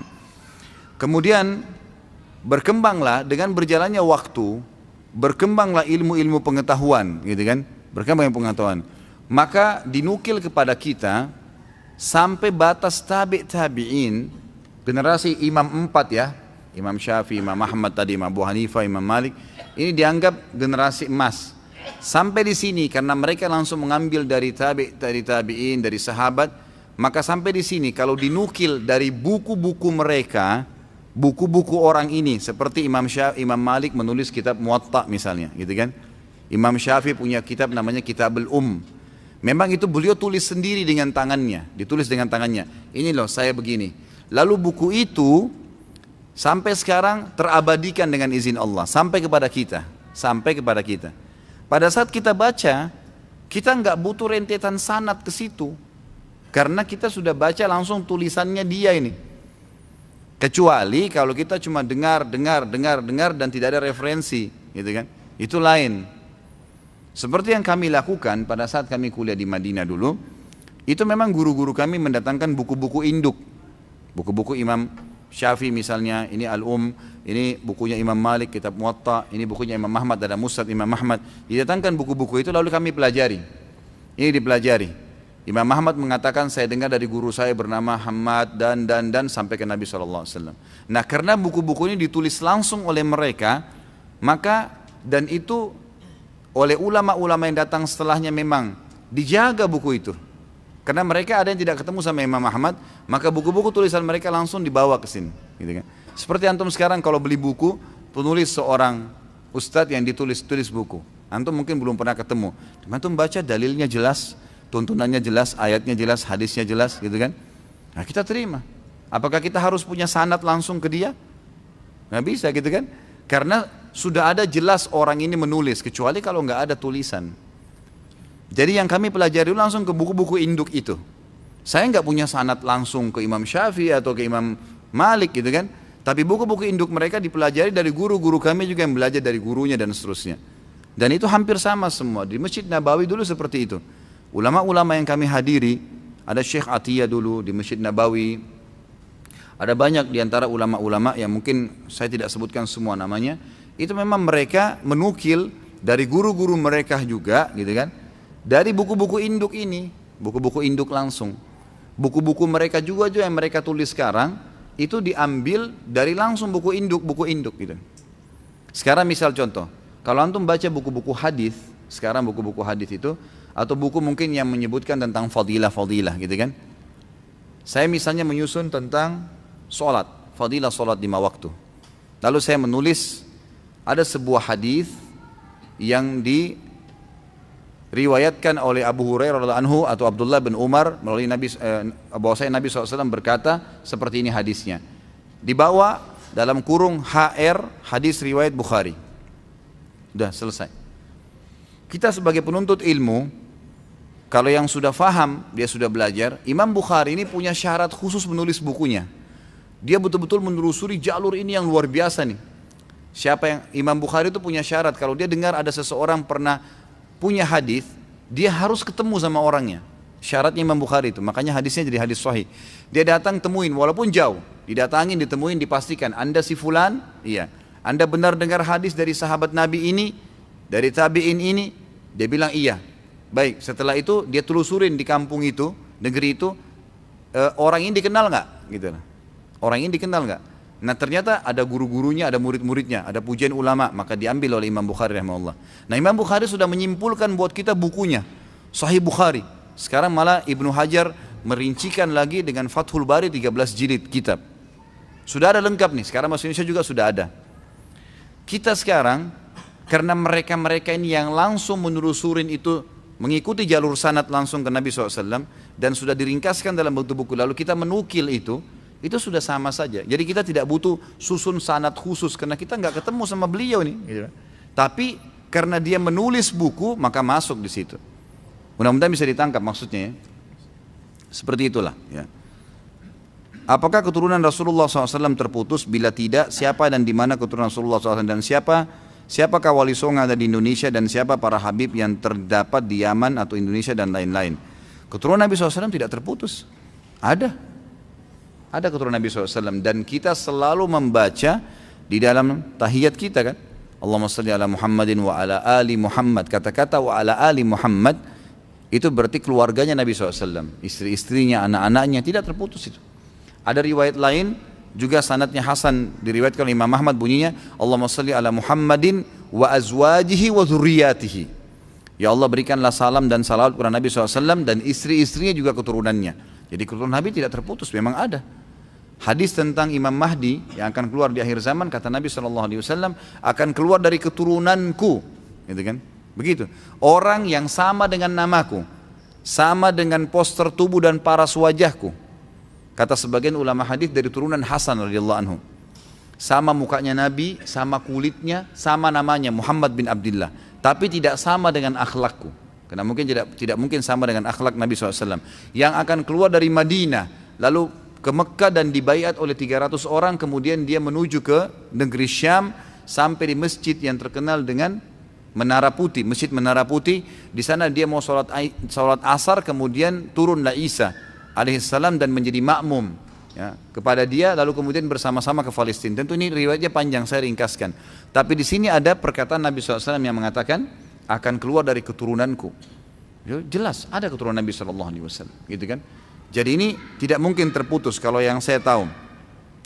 Kalau siapa keturunan Nabi SAW, ya siapa saja yang punya jalur nasab kepada Nabi SAW, gitu kan? Siapa saja. Ya memang kalau dia punya sanad, memang dia memang nasab, maksud jalur nasabnya dia bilang saya, ayah saya namanya fulan, kakek saya namanya dan sampai ke Nabi SAW, ya itu berarti keturunan Nabi SAW. Berlaku itu. Dan saya tahu kalau di Indonesia ini atau hampir di seluruh dunia ya, yang biasa diberikan julukan dengan habaib atau dipanggil habib, itu memang mereka punya jalur. Mereka punya jalur keturunan yang langsung ke Nabi. Menurut bahasa yang saya tahu dari teman-teman ini, itu memang sudah ditulis, memang dijaga jalur nasabnya. Kalau memang betul ya berarti mereka keturunan Nabi SAW. Dan itu tidak dipungkiri ya, mau di Yaman, kamu di Indonesia, kamu dimanapun, karena memang Nabi SAW masih kan ada keturunannya ya, kan? Ada keturunannya. Cuma ini mumpung kan ada pertanyaan seperti ini, saya ingin mengirim risalah saya dan melalui ceramah ini mudah-mudahan Allah ikhlaskan niat kita kepada para habaib, para saudara-saudara kita yang mengaku turunan Nabi SAW. Yang kami harapkan sebagai pengikut Nabi Muhammad SAW, antum ini, para habaib, berada di saf awal membela kakek antum. Gitu. Mestinya begitu. Para habib-habib yang terhormat, dan wallahi saya bersumber dari mimbar ini, kita ini mencintai Nabi SAW dan mencintai keluarganya dan keturunannya. Tidak ada yang kita benci. Ahli sunnah wal jamaah wajib mencintai keluarga Nabi SAW dan juga keturunannya. Kalau antum punya jalur nasab kepada Nabi SAW, antum orang yang paling pantas untuk kami cintai, dan kami selalu membacakan salawat untuk antum pada saat sholat. Tetapi yang sering tersebar di masyarakat, malah antum kebanyakan, ada orang-orang yang malah jauh dari ajaran kakeknya sendiri Nabi Muhammad SAW. Kenapa ini? Mestinya antum berada di saf awal, bukan malah orang-orang yang jauh dari keturunan Nabi SAW. Mestinya antum yang berada di saf-saf awal membela, mempertahankan kemurnian sunnah kakek kalian, Nabi Muhammad SAW. Ini enggak kita temukan banyak orang-orang yang bukan dari keturunan Nabi SAW mempertahankan kemurnian. Rasulullah kerjain, kita kerjain, tidak dikerjain, kita tidak kerjain. Datang orang yang mengaku Habib ini lalu melawan nih. Seakan-akan, kamu ini ngarang-ngarang. Kami punya madhab sendiri. Ini kenapa akhi? Ya, itu. Maka risalah yang saya sampaikan, semoga Allah ya memuliakan kita semua dan termasuk turunan Nabi SAW, karena kita wajib mencintai mereka, dan justru karena kita cinta kepada mereka kita sampaikan ini. Mestinya antum yang berada di saf pertama, ikhwani. Mestinya antum yang berada pertama, wahai akhwati, yang dipanggil habaib, yang dipanggil syarifah. Ini semua mestinya ada di saf-saf awal membela ajaran kakek kalian. Jangan lagi malah antum yang menjadi pentolan Syiah, yang mencaci maki istri Nabi, istri kakeknya dicaci maki kok diterima, gitu kan? Yang mengkafirkan para sahabat Nabi, orang-orang yang menjadi sahabat. Kalau antum sendiri bersahabat dengan orang-orang, kemudian sahabat antum dicelah, berarti sebenarnya antum juga lagi dicela, antum salah pilih teman dong, gitu kan? Mestinya harus kita ini, antum ini harus yang di saf pertama, yang membela itu. Semua sahabat Nabi, semua istri Nabi harusnya dibela. Nggak bisa, itu istri kakek kami dan ummahatil mu'minin. Allah sebutkan dalam Al-Quran begini, para sahabat Nabi Allah ridho kepada mereka. Mestinya antum yang pertama. Kami ini mendukung itu, mestinya kan begitu. Jadi ini semestinya memang sampai kepada para habaib kita yang tentunya kita mencintai mereka karena diperintahkan dalam agama kita. Allahu alam. Itu yang saya ketahui. Kalau masalah Wali Songo ini saya nggak tahu terus terang. Ya. Saya tidak terlalu banyak membaca sejarah tentang mereka. Saya cuma tahu mereka adalah dai-dai. Allahu alam apakah memang mereka itu dari turunan Nabi SAW juga saya tidak tahu. Ya, mungkin antum bisa kembali kepada teman-teman dai dan ustadz yang lebih memahami masalah itu. Saya baru mengaji, saya ingin bertanya pada ustadz, kenapa Allah menciptakan api neraka? Bukankah Allah Maha Pengasih dan Penyayang pada hambanya? Dan kenapa Allah harus menciptakan syaitan sebagai ujian pada kita? Bagaimana juga dengan parade tauhid yang akan diadakan tanggal 16 nanti, apakah saya boleh ikut? Ya. Jadi begini, yang paling pertama dulu, ada beberapa keputusan yang kita bisa tanya, ada yang tidak. Saya kasih contoh gini, kalau saudara kita yang bertanya ini, antum kerja di satu perusahaan, perusahaan itu punya building, gitu kan? Warna buildingnya coklat, jendelanya 1000 jendela misalnya, liftnya warna abu-abu, bentuk di dalam keramiknya warnanya ini. Lalu antum datang, dibuka pendaftaran untuk jadi pegawai, antum masuk jadi pegawai. Waktu antum jadi pegawai, kira-kira yang antum lakukan pertama, tanya dan protes kenapa buildingnya warna coklat, kenapa liftnya warna abu-abu, kenapa begini dan begitu? Atau antum fokus ke tugas antum? Kira-kira yang mana nih? Fokus ke tugas kan? Masalah dia mau bangun building warna coklat kah, mau 5 tingkat kah, mau 7 tingkat kah, mau 50, itu hak dia. Ini coba tarik ke contoh ini. Jadi ada hak ilahiyah yang tidak bisa kita bantah. Kalau kita mau protes sampai ke situ, itu jauh sekali tuh. Nanti yang hal kecil, kenapa sholat duhur dan asar 4 rakaat 4 rakaat? Kenapa Allah buat begini ya? Kenapa enggak? Ini jam 12 siang 4 rakaat, jam 4 siang, jam 4 sore 4 rakaat. Digabung aja jam 2 siang sekalian 4. Kenapa ya Allah 2? Enggak bisa, kita enggak punya wewenang di situ. Kita enggak punya wewenang. Sama tadi kita masuk kerja, kita enggak bisa bahas. Apalagi kalau sampai dalam, nih tukangnya siapa yang buat nih tembok? Di dalamnya komposisinya apa nih? Kan lebih dalam, lebih macam. Jadi rumit nanti, gitu kan? Jadi rumit. Tapi saya sedikit memberikan wacana begini.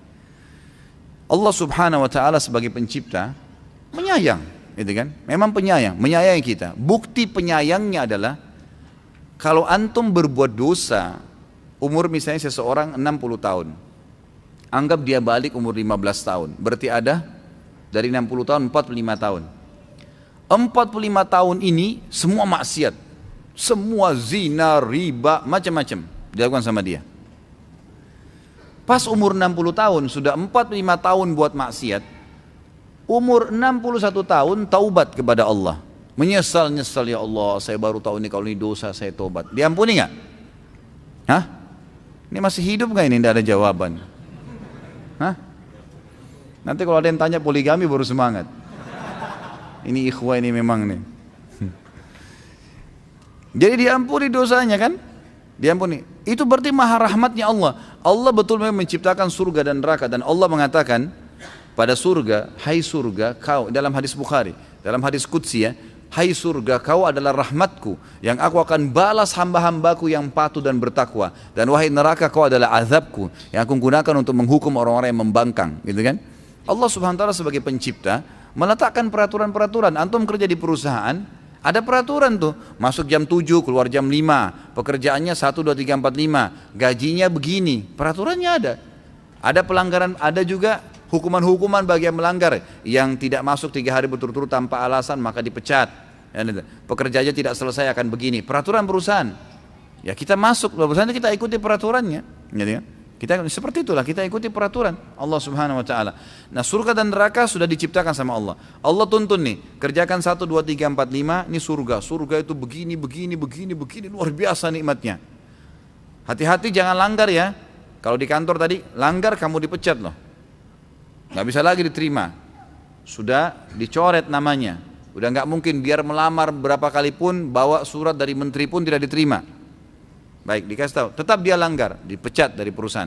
Ini Allah mengatakan, ini pelanggaran-pelanggaran ya, jangan dilakukan, nanti masuk neraka loh, neraka itu begini, dijelaskan, gitu kan.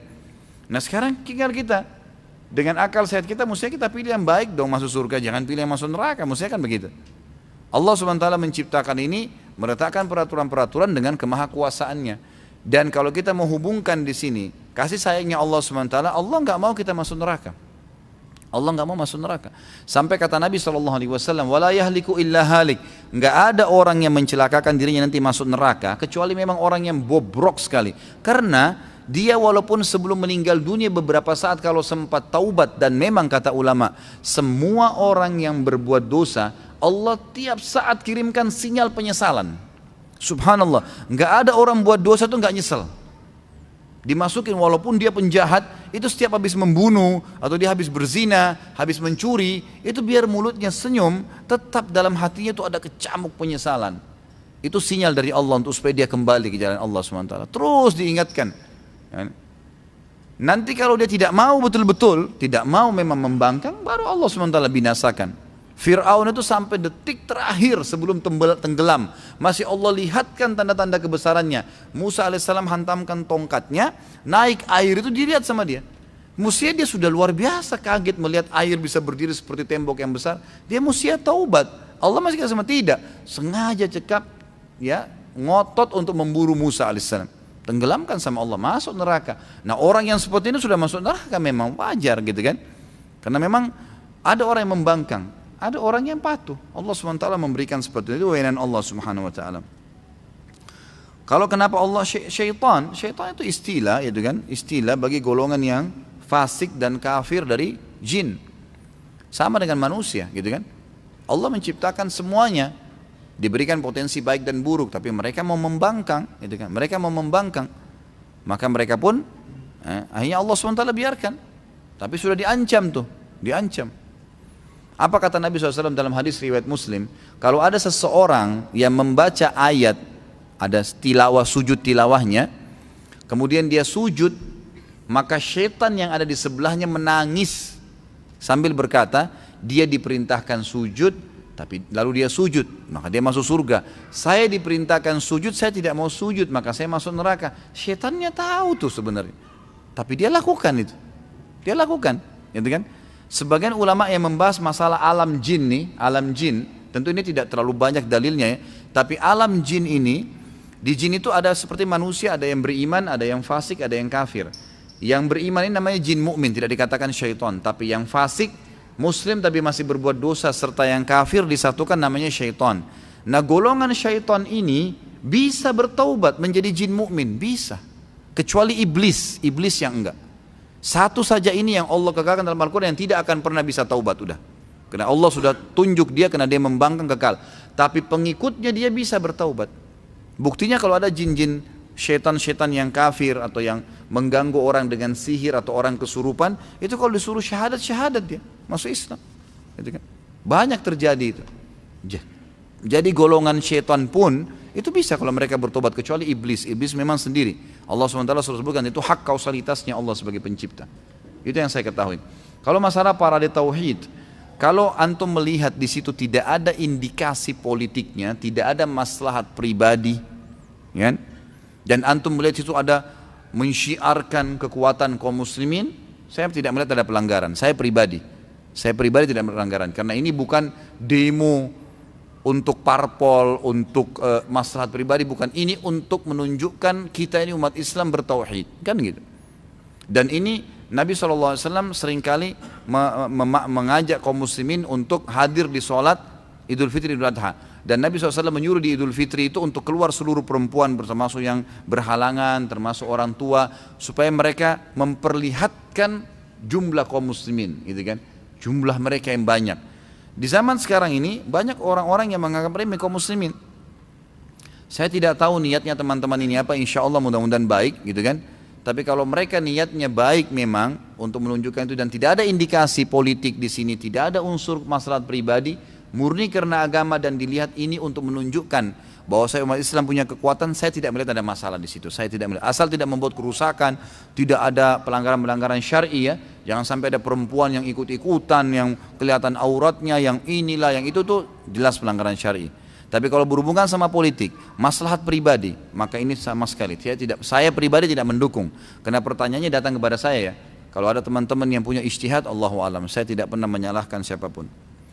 Bagaimana pendapat dan nasihat untuk situasi di keluarga yang belum bisa menerima kalau salaman tangan antara ipar, sepupu itu tidak boleh. Berikan gambaran, nasihat, berikan apa adanya, sampaikan. Mau salaman, maaf, saya mengetahui ada hadis Nabi yang tidak boleh. Kata Nabi SAW, saya tidak bersalaman dengan wanita, ya, maksudnya di sini wanita yang bukan mahram. Dalam hadis lain dikatakan seseorang di antara kalian ditusuk dengan besi yang tajam, gitu kan, lebih ringan baginya dibandingkan dia menyentuh tangan yang bukan halal bagi dia. Maksudnya kulit perempuan atau laki-laki yang bukan halal bagi dia. Ada hadis Nabi. Kita jelaskan. Yang membuat orang bisa menerima itu ilmu akhi, ilmu ukhti. Sampaikan apa adanya. Memang kita punya argumen kok melakukan. Tetapi dalam Islam tidak dilarang menegur ya. Banyak ikhwah dan akhwat kita tidak salaman, tapi juga tidak menegur. Enggak, menegurnya lain. Nabi SAW itu memberikan salam kepada siapapun di Madinah. Termasuk Nabi SAW memberikan salam kepada ummahat. Ya. Perempuan-perempuan yang ada di Madinah, Nabi SAW kalau lewat memberikan salam kepada mereka. Itu bukan pelanggaran agama. Yang tidak boleh berkhalwat berdua, itu lain. Bahkan Nabi SAW sering kali menziarahi, mendatangi rumahnya Ummu Hani. Ummu Hani ini ibunya Anas bin Malik, sahabat Nabi yang mulia. Jadi Ummu Hani ini menghadiahkan Anas bin Malik kepada Nabi SAW. Anas bin Malik ini sahabat Nabi yang banyak memberikan hadis ya. Beliau bukan budak tapi orang bebas, cuma Ummu Hani ini merasa saatnya ini Nabi, saya ingin anak saya mengabdi, diberikanlah anaknya. Maka Nabi SAW membalas jasa Ummu Hani, sering datang menziarahi, memberikan salam, menanyakan kabarnya, gitu kan. Tapi Nabi SAW tidak duduk berdua, tidak berkhalwat, gitu kan. Waktu Nabi SAW meninggal, Abu Bakar dan Umar mendatangi Ummu Hani dan sempat ya pada saat didatangi Ummu Hani sempat menangis. Lalu keduanya bertanya, kenapa engkau menangis? Dia bilang, saya bukan menangis karena meninggalnya Nabi SAW, tapi saya menangis karena wahyu terputus dari langit. Maka Abu Bakar sama Umar juga ikut menangis. Artinya interaksi itu ada yang boleh dan tidak boleh. Jangan tiba-tiba menjadi kaku sama sekali. Nanti kan? Jadi kita harus meletakkan di porsinya, di tempatnya. Jadi kan? Itu yang saya tahu, Allahu a'lam. Jadi jelaskan apa adanya dan insya Allah dengan argumen yang benar, tapi kita tetap melakukan hal-hal yang dibolehkan, tetap menyapa, tetap membantu gitu kan, maka itu tidak ada masalah insya Allah.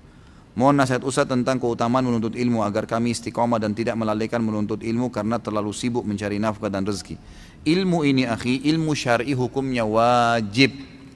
Mempelajari ilmu agama hukumnya wajib. Sekali lagi wajib. Talabul ilm, kata Nabi SAW, faridatun ala kulli muslim. Hadisnya sahih. Menuntut ilmu agama bagi setiap muslim dan muslimah wajib, bukan pilihan. Kalau ilmu umum antum punya pilihan, tapi ilmu agama nggak bisa. Baik, saya sibuk cari nafkah Ustaz. Antum tidak bisa hadir majelis ilmu. Banyak fasilitas sekarang. Pasang Walkman di kuping tuh. Dengarin. Di HP sekarang nggak usah pakai Walkman. Di HP kalau zaman dulu orang masih bawa tape recorder, ini nggak usah. Mungkin MP3, MP4 sekarang banyak alat, banyak teknologi canggih. Kita tinggal dengarkan. Di kantor lagi istirahat, ini itu. Lagi dagang, apa salahnya kalau diputar? Di restoran saya sekarang, saya pasangin parabola, putarin TV Roja, putarin TV Wisol, putarin TV Insan. Anak-anak pegawai bisa nonton, mereka bisa nonton kalau lagi kosong. Putarin tilawah Al-Quran, mereka dengarin. Bisa nuntut ilmu gitu kan. Jadi masih bisa nuntut ilmu, tidak ada masalah. Di rumah saya bilang sama istri saya, nyalain selalu tuh. Baik itu Wisol, baik itu Roja, baik itu Insan, putarin. Jadi maaf teman-teman saudara-saudara muslimah yang membantu kami di rumah, itu juga mendengarkan. Jadi mereka sambil kerja mereka dengar. Manfaat ilmu, harusnya begitu. Karena memang jangan sisihkan ikhwani dan akhwati, jangan lewatkan satu hari tanpa ilmu. Ini saran saya. Karena ilmu itu satu-satunya tangga untuk menambah iman. Dan kalau iman sudah terasa, kayak antum sudah rasakan iman, itu luar biasa. Gejolak dalam hati itu untuk selalu semangat ibadah itu luar biasa. Karena tangganya ilmu akan datangkan iman, iman datangkan amal soleh. Nggak bisa orang tiba-tiba rajin ibadah tanpa iman, nggak bisa orang beriman tanpa ilmu. Jangan lewatkan satu hari tanpa ilmu. Saya sudah pernah berbagi pengalaman kan. Saya kalau lagi pergi pengajian 2 jam nih, kayak gini saya duduk 2 jam pengajian. Antara perjalanan pun itu saya gunakan berzikir atau ngulangin Al-Quran atau saya dengarkan ceramah. Baik ceramah saya sendiri yang sudah ada, atau saya dengarkan ceramah para masyayikh atau teman-teman dai yang lain, saya dengarin ceramahnya mereka. Jadi kita isi. Setelah itu saya masuk majelis ilmu, saya ceramah 2 jam. Jadi saya merasa terus tercas tuh. Karena kalau terus kita didampingi dengan ilmu, terus terkontrol gitu kan. Bertambah ilmunya, kita bertambah imannya, lebih semangat beramal soleh. Jadi jangan lewatkan. Jangan lewatkan hari tanpa ilmu. Sekali lagi, dengarin, selalu dengar. Sibukkan diri dengan itu, dari pengajian ke pengajian, dari pengajian ke pengajian. Kalau antum habis dengar ceramah, kemudian pindah ke ceramah yang lain, pasti setannya bisikin, kan tadi sudah pengajian ustadz, ndak, a'udzubillahi minasyaitonirrajim, saya mau ceramah lagi. Kadang-kadang kalau orang masih baru ikut pengajian, belum terlalu tertanam iman kan begitu. Tadi kan sudah ada pengajian, sekarang sudah harusnya hiburan, dandut gitu kan. Nah ini jadi masalah ini. Ilmunya terkikis tadi gitu kan, karena begini, jadi memang harus ilmu. Apabila kita masuk atau mengikuti suatu majelis, namun dalam pembahasannya menyinggung dan menyakiti intelijensi atau perasaan dari si penimba ilmu, bagaimana adabnya? Tergantung ya, antum juga jangan terlalu sensitif kan itu. Jangan ustadznya lagi bahas masalah riba, wah ini ustadz nyorotin saya nih, padahal tidak dikenal, antum tidak dikenal. Jangan sampai tadi tersinggung nih gara-gara saya bahas riba nih. Antum jangan terlalu sensitif gitu kan. Ada di pengajian orang baru cerai, ustadznya belum bicara masalah cerai itu begini, wah ini ustadz tahu saya. Dari mana gini, nggak ada yang ngerti. Kan gitu. Ini jangan sensitif. Kalau memang dia sengaja, insya Allah setahu saya kalau dai itu mengikuti sunnah Nabi nggak mungkin. Saya rasa jauh, kecuali dia bukan penuntut ilmu ya. Dia tahu ada yang hadir lalu disinggung-singgung, itu nggak mungkin.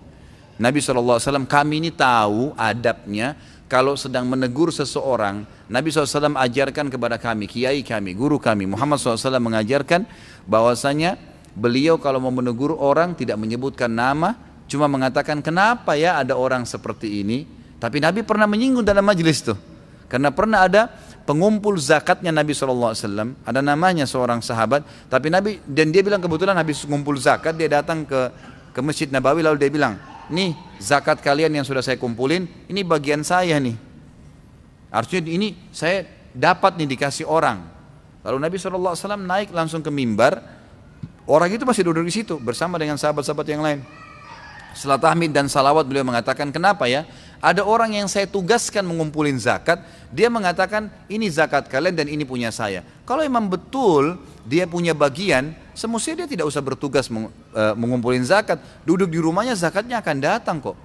Ya, artinya tidak boleh perbuatan seperti ini gitu kan. Tidak ada ceritanya mau terima bayaran gara-gara ngumpulin zakat, lalu dipisahin dari uang yang tadinya berkumpul, itu nggak mungkin. Hanya memunculkan kecurigaan dan segalanya gitu. Jadi di sini Nabi SAW ajarin boleh menyinggung tapi tidak menyebutkan nama gitu kan. Tapi insya Allah setahu saya ya umumnya kalau ada pertanyaan atau ada antum hadir majelismu jangan terlalu sensitif. Insya Allah tidak ada maksud tujuan untuk menyinggung atau menyakiti. Kalau betul-betul ustadz itu tuh selalu kalau antum hadir taunya nyinggung si fulan, apalagi nyebut namanya orang, saya sarankan jangan hadir. Udah ganti ustadznya udah. Gak perlu, karena akan bermasalah, akan ada masalah, akan muskilah di situ nanti. Karena dia akan terus-menerus menjadikan itu sebagai perilakunya. Ada memang sebagian orang begitu, subhanallah. Mungkin tidak bertakwa sama Allah, dia sering anggap itu nggak apa-apa, sering selalu menyalah-nyalahkan orang. Dan ini konsepnya tidak benar. Allahu a'lam. Menurut saya ini lebih baik jangan ada lah, ya jangan ada. Termasuk juga sekalian saya ingatkan teman-teman kalau hadir di sebuah majelis, yang majelis itu dari awal pertemuan sampai akhir mungkin ilmunya cuma 10%, sisanya cuma nyalain orang. Seperti sekarang ada istilah tahdzir, ingatin ini nggak boleh, ini nggak boleh, ini nggak boleh, sesat, ini sesat. Ya akhi, daripada ente bilang ini sesat, lebih baik ingatin umat tuh, kukunya masih panjang yang hadir tuh. Mungkin dia masih belum betul wudunya, mungkin masih belum betul sholatnya. Sibukkan mereka muslim ini dengan ibadah, maka secara otomatis dia akan nanti tinggalkan yang buruk gitu kan.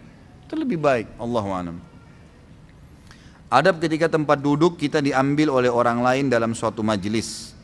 Ya kalau antum ikhlaskan silahkan, itu dapat berpahala insya Allah. Tapi kalau antum punya hak, ya, datang dan mengatakan maaf ini tempat duduk saya, itu kita punya hak. Tapi kalau dia tetap tidak mau ya sudah, karena dalam Islam kita dilarang bertengkar, ya. Tidak boleh bertengkar. Yang sudah kita bahas pada saat dosa besar, kalau tidak salah yang keberapa tuh 65 yang masalah berdebat, udah nggak perlu. Kata Nabi SAW dalam hadis yang sahih, saya akan menjadi pemimpin di tingkat pertama surga. Masih ingat hadisnya itu ya? Tingkat pertama surga. Jadi artinya kita akan bertetangga dengan Nabi SAW. Bagi orang nanti satu camp sama saya itu, satu komplek bertetangga dengan Nabi SAW di awal surga. Bagi orang yang meninggalkan perdebatan, pertengkaran walaupun dia benar. Udah kita sudah bicara ini maaf tempat saya. Oh tapi kan gini-gini. Ya sudah pindah aja sebelah. Gak usah ngotot-ngototan untuk apa. Nanti kalau kita ngotot nyerobot masuk akhirnya sholat. Wah injak-injakan kaki. Wah tambah ndak khusyuk sholat. Itu apa masjid masih luas alhamdulillah gitu.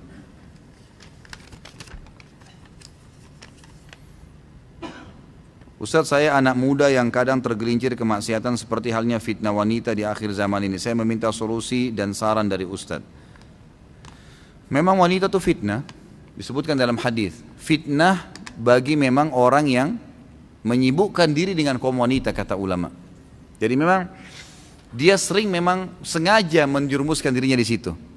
Misal sengaja masih membuka diri kalau ada perempuan yang mau kenalan dibuka. Karena Allah mengatakan wala taqrabuz zina, jangan dekatin zina, jangan mulai SMS, jangan mulai WhatsApp, jangan mulai kenalan. Kalau sudah mau nikah minta sama Allah, ya Allah tunjukin saya wanita yang baik ya Allah. Insya Allah Allah akan petunjuk. Nanti tiba-tiba ada kecenderungan, ada cocok dan seterusnya. Bukan saatnya, karena kalau kita buka percuma. Kalau kita tetap membuka pintu itu akan jadi masalah.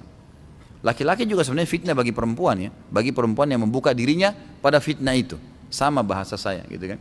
Jadi saran saya yang pertama adalah antum tutup semua fasilitas yang berhubungan dengan lawan jenis ini, apapun sifatnya. Misalnya interaksi yang sering terjadi, tontonan yang sering menonton, itu memang harus ditutup. Itu yang pertama, tutup dulu. Jadi kalau rumah kita ada yang lubang sehingga angin masuk dan kita rasa dingin, apa yang antum lakukan pertama? Pakai selimut atau tutup lubang dulu? Tutup lubang dulu. Kalau antum pakai selimut masih dingin karena masih terbuka, tutup dulu itu pintu maksiat. Antum leluasa nanti, biar nggak pakai selimut nggak apa-apa, ibadahnya enak tuh, berhentiin dulu itu. Karena ini bahaya nih, ini virus berbahaya, gitu kan? Jadi memang harusnya begitu, tutup semua fasilitas itu, jangan ada. Kemudian kalau memang antum sudah sampai pada tingkat merasa akan terjerumus pada perzinahan karena gejolaknya syahwat, kalau sudah punya kemampuan secara kejiwaan menikah dan menikah dengan orang yang sepadan. Sepadan ini artinya bisa jalan, sejalan, postur tubuhnya, paras wajahnya tidak jauh, keadaan ekonominya tidak jauh, jenjang pendidikannya tidak jauh. Jadi sepadan, bisa masuk tuh, komunikasinya masuk. Saya pernah kasih contoh, jangan ikhwah gaji 3 juta, nikah sama akhwat yang kosmetikanya 10 juta. Nggak bakal nyambung, habis uang antum itu gitu kan, nggak bisa. Jadi harus cari yang sepadan, nikah dengan yang sepadan. Kalau juga belum punya kemampuan, oh saya masih kuliah Ustaz, saya masih belum bisa. Oh saya masih baru kerja 2 bulan, pengen 1 tahun dulu baru nikah. Baik, sunnah Nabi SAW berpuasa. Berbanyak puasa, Senin Kamis, puasa Ayyamul Bid, gitu kan. Sambil menutup tadi pintu-pintu maksiat, insya Allah akan aman. Yang kedua, terkadang saya dibilang terlalu fanatik dengan agama, jadi saya selalu diejek-ejek oleh siapapun, saudara-saudara dan teman-teman saya. Bagaimana saya menanggapinya dan memperkuat iman saya? Tawan dengan senyum. Kamu alim ya? Alhamdulillah, nggak apa-apa. Senyum saja. Apapun orang mau bilang. Karena perkataan yang diucapkan oleh orang, caciankah, hinaankah, pujiankah, hanya sepanjang lidahnya. Gak bisa apa-apa. Kalau antum diejek-ejek, antum senyum saja, anggap biasa. Ya. Saya tidak mau gunakan istilah pepatah itu karena kurang bagus ya. Yang biasa mengatakan anjing bergonggong kafilah berjalan. Nanti kita anggap orang-orang ini anjing, tidaklah gitu kan. Tapi kita mungkin menggunakan bahasa-bahasa yang lebih sederhana. Firman Allah Subhanahu wa taala yang juga jauh lebih mulia, wa idza, tadi dibaca tuh dalam salat kita sama imam, wa idza khatabahumul jahiluna qalu salama. Kalau diajak ngomong sama orang-orang yang jahil, bisa menjerumuskan, qalu salama, ya udahlah terserah kamu, enggak apa-apa. Santai aja. Yang penting kita tetap menunjukkan kebaikan. Ustadz, apa hadis railah saf pertama walaupun dengan undian. Jadi hadisnya riwayat Bukhari Muslim. Kalau seandainya, kata Nabi SAW, terjemahannya langsung ya, orang-orang mengetahui yang terdapat di saf pertama dan azan, kemudian mereka tidak bisa mendapatkannya kecuali mereka saling bertanding, berundi, bersaing, maka mereka niscaya akan melakukannya. Itu hafal hadisnya. Hadis riwayat Bukhari Muslim. Apa dalilnya keutamaan saf pertama sebelah kanan, dan jika cuma satu saf, apakah yang harus diisi sebelah kanan dulu, dan kalau sebelah kanan sudah penuh baru diisi sebelah kiri? Hadis sahih riwayat Imam Tirmidzi, riwayat Imam Abu Dawud, riwayat Imam Ahmad. Ya, Nabi SAW menyebutkan, bahkan ada dalam hadis Bukhari Muslim ini masalah fadilah saf awal, gitu kan. Kalau masalah saf kanan ini memang hadis yang tadi saya sebutkan, Tirmidzi, Abu Dawud dan Imam Ahmad menyebutkan kalau Allah Subhanahu wa taala akan terus memberikan salam kepada orang yang berada di saf kanan. Dalam riwayat Bukhari disebutkan beberapa sahabat berkata, kami sangat senang berada di sebelah kanan Nabi SAW, sebelah kanan saf, karena sering kali beliau kalau mengatakan istawu, menghadap ke sebelah kanan saf, gitu kan. Jadi memang begitu penyebutannya.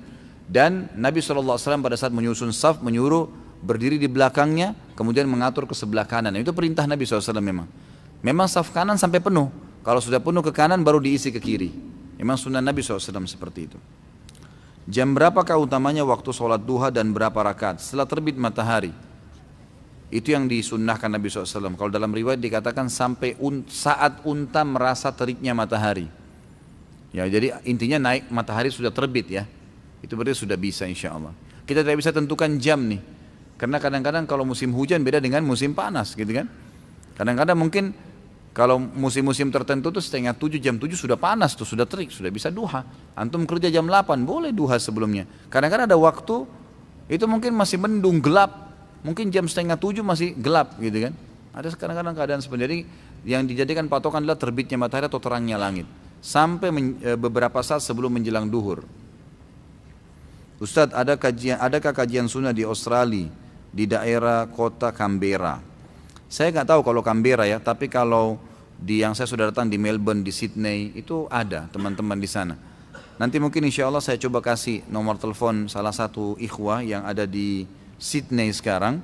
Itu mungkin bisa dihubungin dan ditanyain. Saya soalnya tidak tahu apakah memang ini. Saya sebutin nomornya insya Allah, silakan dicatat ini bagi penanya. Namanya Akh Fahmi ya.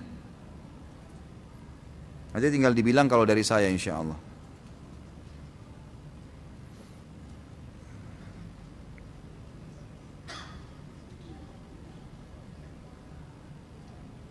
Atau bisa ditanyakan ke saudara Akh Faris, nomornya +61 44 9-nya 3 kali 8728 +61 44 93 kali 8728.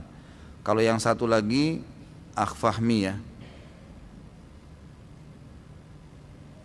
Ini soalnya teman-teman yang undang saya ke sana, jadi saya tahunya mungkin mereka bisa punya link ke situ ya.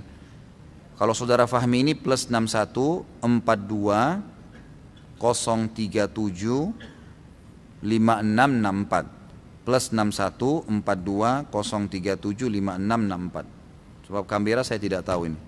Tapi mungkin yang paling dekat dengan Canberra kalau tidak salah Sydney ya. Jika di tempat kita atau luar negeri tidak terdengar suara azan, berdosakah jika seorang laki-laki sholat di rumahnya berjamaah dengan teman-temannya karena tidak terdengar azan?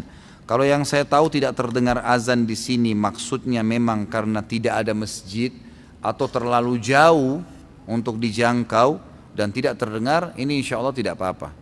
Karena Nabi SAW menanyakan kepada Ibnu Ummul Maktum yang sempat orang buta pamit kepada Nabi SAW mengatakan, ya Rasulullah, rumah saya jauh dari masjid, nggak ada yang pandu, antara rumah saya dengan masjid anda ini banyak binatang buas yang bisa menyerang saya, boleh nggak saya sholat di rumah? Buta, nggak ada pemandunya, banyak binatang buas, rumahnya jauh dari masjid, banyak sekali udhurnya nih, gitu kan?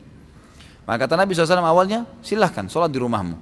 Begitu dia mau keluar dari masjid, turun wahyu, Jibril AS datang menyampaikan. Lalu Nabi SAW panggil dia tuh, dipanggil. Ini kebetulan muadzinnya Nabi SAW. Dia sama Bilal, dua-duanya ini muadzin, Ibnu Ummul Maktum. Maka kata Nabi SAW, atas ma'un nida, kau dengar gak azan dari rumahmu? Dia bilang, iya ya Rasulullah. Kata Nabi, idzan ajib, kalau gitu jawab azan itu. Berarti kasuistiknya mendengar azan tolak ukurnya. Tapi ulama merincikan lagi, Kalau azan ini tidak didengar, dalam arti kata memang masjid terlalu jauh, kita nggak tahu alamatnya, gitu kan? Tidak tahu juga mungkin kalau ke sana ada sholat jamaah atau tidak, maka itu boleh-boleh saja. Tapi kalau tidak didengar seperti kasus di Australia karena memang tidak boleh mic keluar, maka ini bukan udzur, gitu kan? Karena memang tidak mungkin kita bisa dengar azan di jalanan kalau di Australia. Karena memang tidak boleh, dilarang di dalam ya, suaranya. Maka ini bukan udzur. Bila seseorang berhutang pada bank, salah satu bank untuk PNS, ketika permintaan hutangnya sudah turun di tangannya, namun qadarullah beliau meninggal dan ada perjanjian sebelumnya antara beliau dengan bank. Jika si peminjam meninggal maka hutangnya dianggap lunas. Apakah pada hukum atau di hadapan Allah beliau hutangnya dianggap lunas atau menjadi tanggungan keluarga ahli warisnya? Tentu kalau pemilik piutang sudah memaafkan, ya sudah. Terlepas dari bank, individu A dan B. A meminjamkan uang kepada si B. Dengan perkataan dari si A, kalau kamu meninggal sebelum lunas, saya anggap sudah selesai. Kata si A, selesai. Si B meninggal berarti sudah tidak ada utang. Sama aja kalau ditarik ke bank ini. Terlepas daripada kita bicara masalah bank itu riba atau tidak ya. Saya mau bertanya, manakah yang membuat orang kafir tidak beriman kepada Allah? Karena Allah telah menutup hati mereka atau mereka menutup hati mereka. Jadi awalnya mereka menutup hati mereka. Awalnya dari mereka itu. Setelah mereka membangkang, Allah sudah tahu ditutup sekalian hatinya. Kita lihat contoh kasus kaum Nabi Lut. Ya. Kaum Nabi Lut itu mereka berbuat homoseksual, didakwain terus oleh Nabi Lut, nggak boleh, haram, nggak mau dengar, tetap berbuat, sampai Allah utus 2 malaikat khusus untuk menyiksa mereka. Waktu malaikat itu pun datang dalam poster manusia, mereka masih mau menghomoi malaikat, masih mau tuh ganggu. Kata Nabi Lut, ini tamu saya, malu kalian. Enggak, Lut kau tahu apa yang kami mau. Kata Nabi Lut, nikahi anak-anak saya punya anak perempuan nih, nggak mau. Kau tahu apa yang kami mau? Mau tetap homoseksual. Apa kata para malaikat? Wahai Lut, kami utusan Tuhanmu, mereka tidak akan pernah bisa menjangkau kami. Dan ini ya sudah datang perintah Tuhanmu untuk menghancurkan mereka. Enggak usah khawatir. Dalam 3 hari ini mereka akan merasakan kenikmatan yang mereka sudah rasakan dunia dari makan, minum, tidur dan segalanya bercanda. Tapi setelah itu akan datang azab Allah. Kau akan keluar dengan keluargamu kecuali istrimu yang akan juga kena azab, gitu kan? Jadi di sini penyampaian yang disampaikan oleh ya, tadi Nabi Lut alaihissalam mendakwai mereka sampai akhirnya mereka menolak. Datanglah para malaikat, karena mereka sudah menolak, mereka tetap mau ngotot dengan itu, maka Allah akhirnya tutup hati mereka. Selama 3 hari itu sudah nggak bisa bertobat. Memang udah nggak ada lagi yang mau bertobat. Fir'aun begitu juga kan tadi kisahnya. Pada saat memang dia sudah tetap ngotot, ya sudah Allah sekalian. Jadi bermula dari dia. Apakah sah sholatnya jika sesudah mandi tidak berwudu? Karena ada yang bilang mandi itu dihitung bersuci, dan apakah ada hadisnya tentang hal tersebut?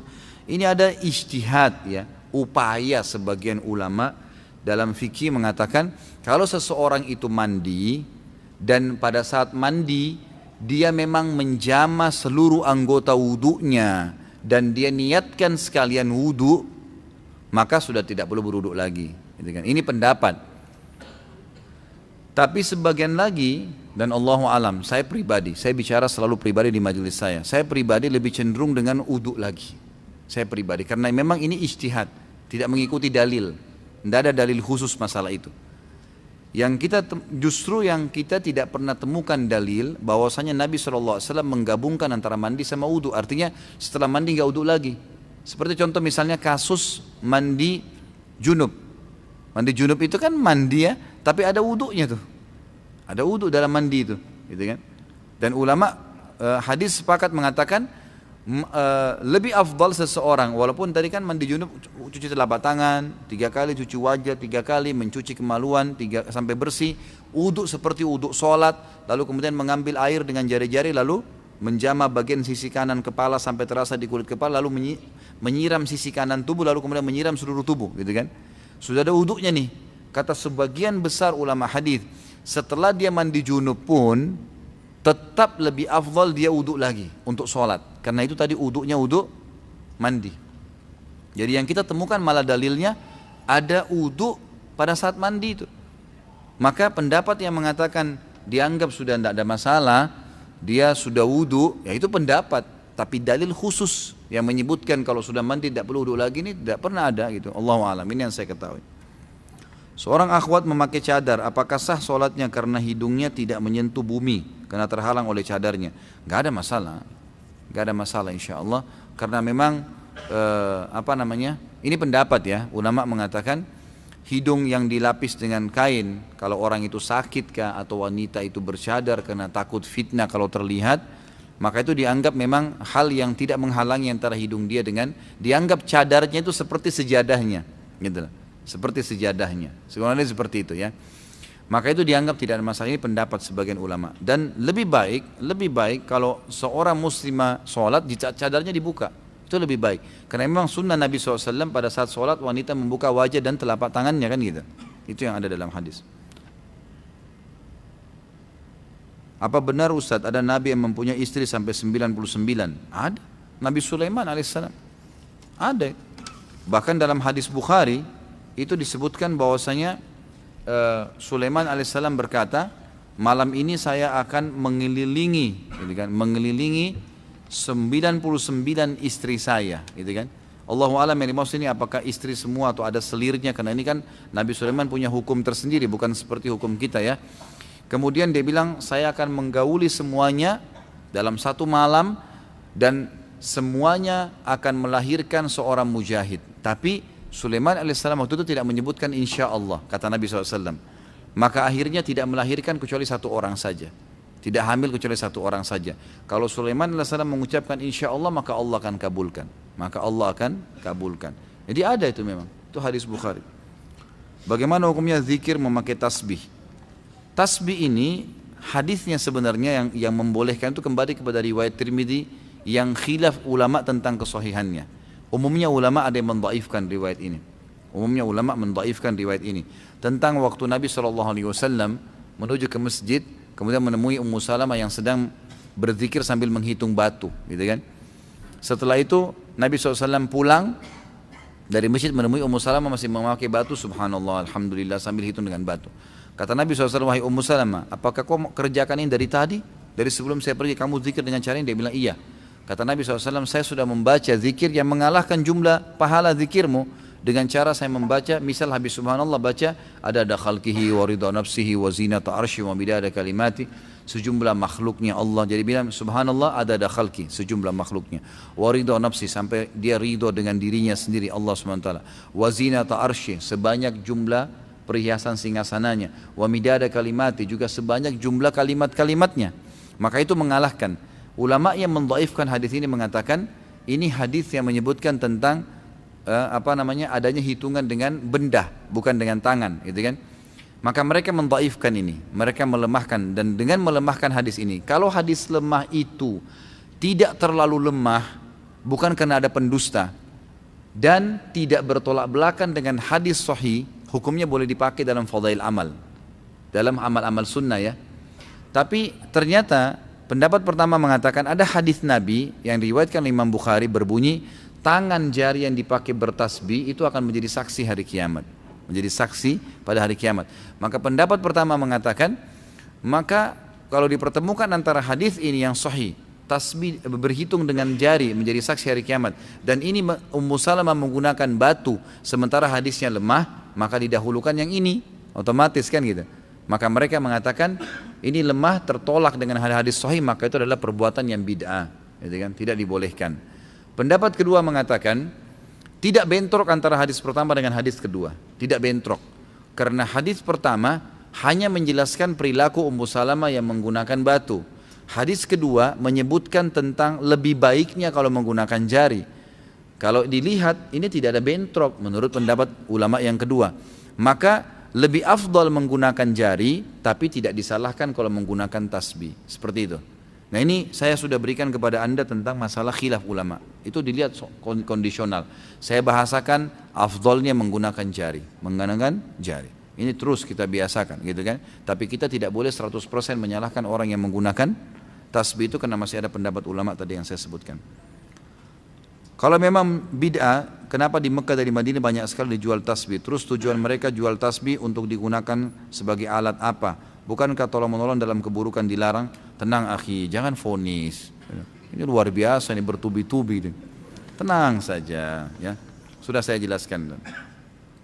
Bagaimana hukum mengambil uang panjar dengan kesepakatan di awal apabila pihak pembeli yang membatalkan jual beli, apa termasuk riba? Setahu saya nggak boleh, gitu kan? Tidak boleh sama sekali kecuali dalam satu keadaan yang saya tahu. Misal kita mau beli mobil, dikasih uang panjar 2 juta, gitu kan? Ini tanda jadi ya, hukumnya boleh secara agama. Ini saya kasih tanda jadi. Tapi tanda jadi itu nggak boleh hangus kalau ya batal. Kecuali satu keadaan kata ulama. Pada saat diberikan uang 2 juta itu, memang produk itu lagi ditunggu oleh orang lain dan dia sengaja menahan. Enggak, saya pasti beli deh, gitu kan? Saya pasti beli, maka saya kasih uang panjar ini. Dalam keadaan seperti ini berarti si pembeli, si penjual telah dirugikan, gitu kan? Mesti dia sudah dapat untung tadi. Sudah dapat untung kalau dia lepas sama pembeli yang lain. Tapi karena ini nahan dan dia membatalkan sepihak, maka dia boleh mengambil panjar itu. Itu satu keadaan kalau memang dia terugikan. Tapi kalau enggak, artinya produk itu batal sama orang ini, bisa dijual sama siapa saja, ya enggak perlu. Itu masuk dalam gharar. Nanti mengambil uang yang bukan haknya. Ini masalah parade sudah saya jelaskan tadi. Bagaimana adab mengucapkan salam kepada non-muslim sudah saya jelaskan tadi. Jadi jangan memulai ya, nggak boleh memulai memberikan salam pada orang non-muslim. Kata Nabi SAW dalam hadis riwayat Imam Muslim, hadis sahih, jangan kalian memulai memberikan salam kepada ahli kitab. Kalau ahli kitab saja yang punya kitab dari Allah, Taurat dan Injil, mengikuti Nabi Musa dan Nabi Isa, nggak boleh kita mulai salam, apalagi orang yang bukan ahli kitab, lebih pantas untuk tidak diberikan salam. Jangan memulainya. Tapi kalau mereka berikan salam boleh kita jawab. Tapi tadi kalau salam kita ya assalamualaikum, kita mengatakan waalaikum. Tapi kalau dia bilang selamat pagi, boleh dijawab dengan selamat pagi juga, nggak masalah. Tapi kita dilarang untuk memulainya. Apakah adab majelis yang Ustaz jelaskan tadi juga berlaku untuk di dalam kelas? Ya setahu saya iya. Sama saja semua majelis, bukan cuma kelas. Tadi kan saya kasih contoh dalam majelis ilmu, kelas, lagi duduk kumpul-kumpul sama teman-teman, ya semua, dari sama keluarga berlaku sama. Apa hukumnya bekerja di BPJS ketenaga kerjaan yang telah difatwakan MUI tidak sesuai dengan syariat? Alhamdulillah fatwa MUI sudah keluar. Dan sebelum MUI keluarkan fatwa, saya sudah sampaikan di majelis saya secara khusus. Saya bilang itu tidak boleh. Itu kan dari awal saya sudah bilang. Cari tempat sumber yang lain akhi dan ukhti. Ajal kalau datang antum akan menyesal kalau ada sedikit saja unsur yang haram. Hati-hati, gitu kan? Jadi usahakan semaksimal mungkin jangan siapin musuh hari kiamat dan jangan beratkan timbangan dosa antum hari kiamat. Minimal dengan syubhat, jangan. Selamatkan diri dari itu semaksimal mungkin. Makin kita selamatkan diri kita makin bagus. Kata Nabi SAW, halal jelas, haram jelas. Di antara keduanya ada hal yang samar-samar. Siapa yang menyelamatkan dirinya dari hal yang samar-samar, dia telah menyelamatkan kehormatan dirinya dan agamanya. Dan siapa yang jerumuskan dirinya pada yang haram, pada yang syubhat, samar-samar nih, dia telah menjerumuskan dirinya pada yang haram. Ini jawabannya. Sama, syubhat sama haram sama. Seperti pengembala kambing yang membawa dombanya di padang rumput yang rumput-rumputnya lebih tinggi daripada kambing-kambing atau domba-dombanya, sehingga dia tidak tahu domba mana yang diambil oleh serigala. Jadi dia tidak tahu yang mana nih penghasilannya yang halal, yang mana yang boleh atau tidak. Jerumus dirinya pada yang haram. Kenapa? Ada namanya muru'ah, menjaga hubungan dengan Allah Subhanahu Wa Taala. Nah, boleh kita sembarangan. Saya sudah pernah ceritakan Sufyan ats-Tsauri. Saya ulangi sebentar, mungkin 1 menit saja. Bagaimana Sufyan ats-Tsauri yang terkenal dengan sajjad, yang dahinya sampai hitam, terkenal luar biasa dengan ibadahnya, dipaksa oleh khalifah untuk jadi hakim, dia nggak mau, tolak, nggak mau. Jadi hakim, digiurkan, gaji besar, dapat istana, dapat fasilitas, kereta kencana waktu itu. Kalau kita mungkin sekarang mobil yang paling mewah, tetap nggak mau. Dia takut nanti masuk neraka. Dia takut salah fatwa, salah hukum, dituntut hari kiamat, nggak mau ada musuh. Sama khalifah dipaksa, harus jadi hakim, tangkap kalau nggak mau. Sebenarnya lari nih, lari dari Mekah, orang Mekah lari terus. Zaman dulu orang tidak tahu mukanya karena tidak ada foto, tidak ada media kayak sekarang. Jadi orang nggak kenal siapa dia jalan aja sampai. Jadi kalau ini Jazirah Arab misalnya, di atas ini negeri Syam, Madinah dulu, kemudian Mekah, kemudian negeri Yaman di bawah, di daerah selatannya Jazirah Arab. Di bawahnya lagi selatannya itu Indonesia, ada Asia Tenggara ya. Jadi di bawah sekali itu adalah Yaman. Dia jalan kaki dari Mekah terus sampai ke Yaman. Tiba di Yaman, tidak ada orang yang kenal dia, cuma Sufyan ats-Tsauri terkenal namanya ini. Maka dia pun jalan, masuk, dia lihat ada kebun kurma, dia melamarkan diri untuk jadi pegawai. Saya mau kerja. Saya datang dari Hijaz. Hijaz itu Mekah sama Madinah. Baiklah, kata pemilik kebun, kamu ini siapa? Dia bilang, saya Abdullah. Dia tidak bilang namanya siapa, karena ditanya, kamu ini siapa? Bukan ditanya siapa namamu ya. Jadi kepekaan ulama di sini dalam menangkap pertanyaan dan menjawab itu luar biasa gitu. Jadi beliau tidak bohong di sini. Pada saat dikatakan kamu ini siapa, bukan ditanya siapa namamu. Dia bilang, saya Abdullah, hamba Allah. Pemilik kebun memahami namanya Abdullah, padahal dia bukan tanya nama di sini kan. Bekerjalah di situ 3 bulan Sufyan ats-Tsauri rahimahullah. Beliau bekerja 3 bulan, ngangkat ini, bekerja seperti itu, jadi pekerja gitu. Satu waktu dipanggil setelah 3 bulan kerja oleh pemilik kebun, kesini kamu. Wahai Abdullah, datang dia. Saya mau tanya, apa perbedaan antara kurma kalian di Hijaz dengan kurma kami di Yaman? Apa bedanya kurma kalian sama kami? Rasanya bagaimana? Apa kata Sufyan ats-Tsauri rahimahullah? Saya tidak tahu Tuan. Ditanya sama, kenapa kau tidak tahu? Dia bilang, karena saya belum pernah merasakan kurma kalian. Saya belum pernah tahu nih kurma Yaman bagaimana rasanya. Terus yang punya kebun sambil kayak sedikit ngolok bilang, kamu kerja 3 bulan di tempat saya, turunkan, naikkan, milih-milih kurma, 1 butir kau tidak pernah makan? Kata Sufyan ats-Tsauri, demi Allah tidak pernah. Yang punya kebun bilang, bayangkan ya, kerja 3 bulan, ngangkat-ngangkat tiap hari, nggak pernah masukin di mulutnya, nggak berani, takut masuk haram nih. Padahal pegawai di situ. Antum ini yang kerja di toko sudah berapa banyak makan kuenya toko nih. Incipin dikit, tapi lama-lama jadi 30 biji juga gitu. Maka yang terjadi, Sufyan rahimahullah mengatakan, demi Allah saya nggak pernah tahu. Orang ini sambil ngolok dia bilang, apakah kamu mau mencontohi waraknya Sufyan ats-Tsauri? Dia nggak tahu kalau ini orangnya gitu. Udah, Sufyan ats-Tsauri diam aja, kembali kerja. Ini yang punya kebun ke kebun sebelahnya, ketemu sama temannya. Lalu dia bilang, ada pegawai saya lucu tuh. Kenapa? Dia waktu saya tanya perbedaan, dia dari Hijaz, perbedaan antara kurma mereka di Hijaz sama kurma kami di Yaman, kurma kita di Yaman, dia bilang dia tidak tahu, karena dia tidak pernah incipin 1 butir kurma pun di kebun saya, padahal 3 bulan bekerja. Nah, satu hal yang tidak masuk di akal. Temannya ini jeli. Waktu itu khalifah keluarkan instruksi, siapa yang tangkap Sufyan ats-Tsauri hidup atau mati, dapat 1 peti emas. Hidup atau mati. Ini luar biasa. Orang lagi berebut mengejar dia nih. Teman yang punya kebun tadi ini bilang, bagaimana ciri-cirinya pegawaimu itu? Oh, cirinya begini, begini, begini. Kebetulan dia tahu, dia bilang, itu dia Sufyan ats-Tsauri. Tangkap cepat, kita dapat 1 peti emas. Mereka pergi ke kebun sana, ternyata sudah tidak ada. Sufyan ats-Tsauri sudah pergi. Tahu nih masalahnya, sudah pergi.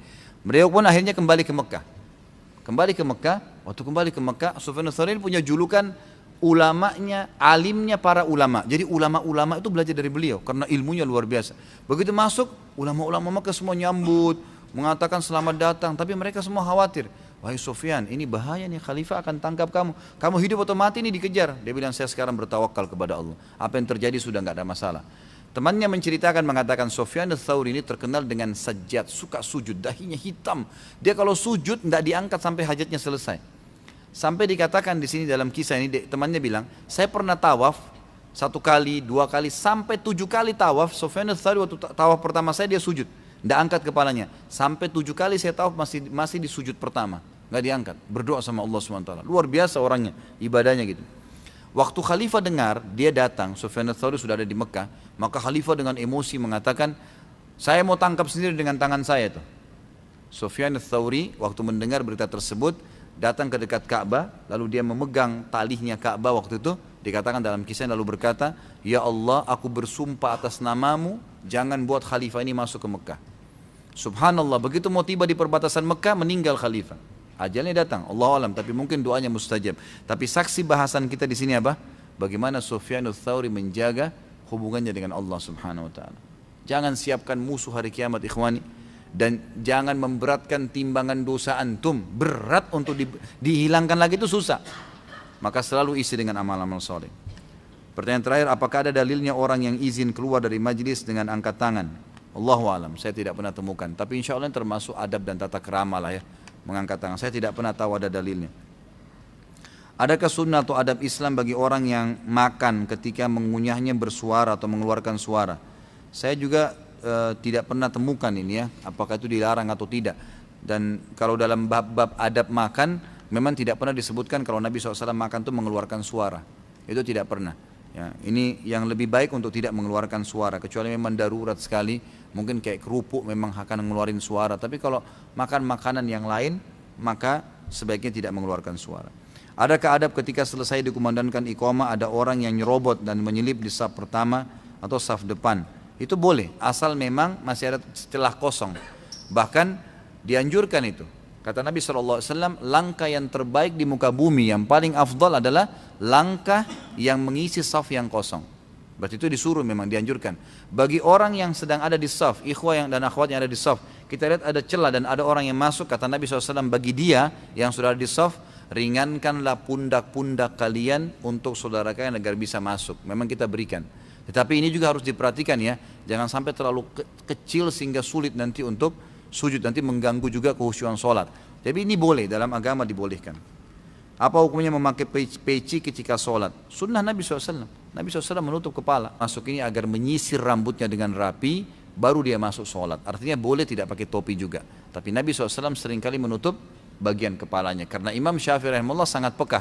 Beliau memang mengatakan dalam madhabnya, kalau ada satu helai rambut yang menutupi dahi, maka salatnya tidak sah. Karena bagi beliau dahi ini harus betul-betul murni tersentuh di lantai. Tapi umumnya jumhur ulama di antara Imam Ahmad mengatakan tidak ada masalah kalau memang tidak disengaja. Allahu alam.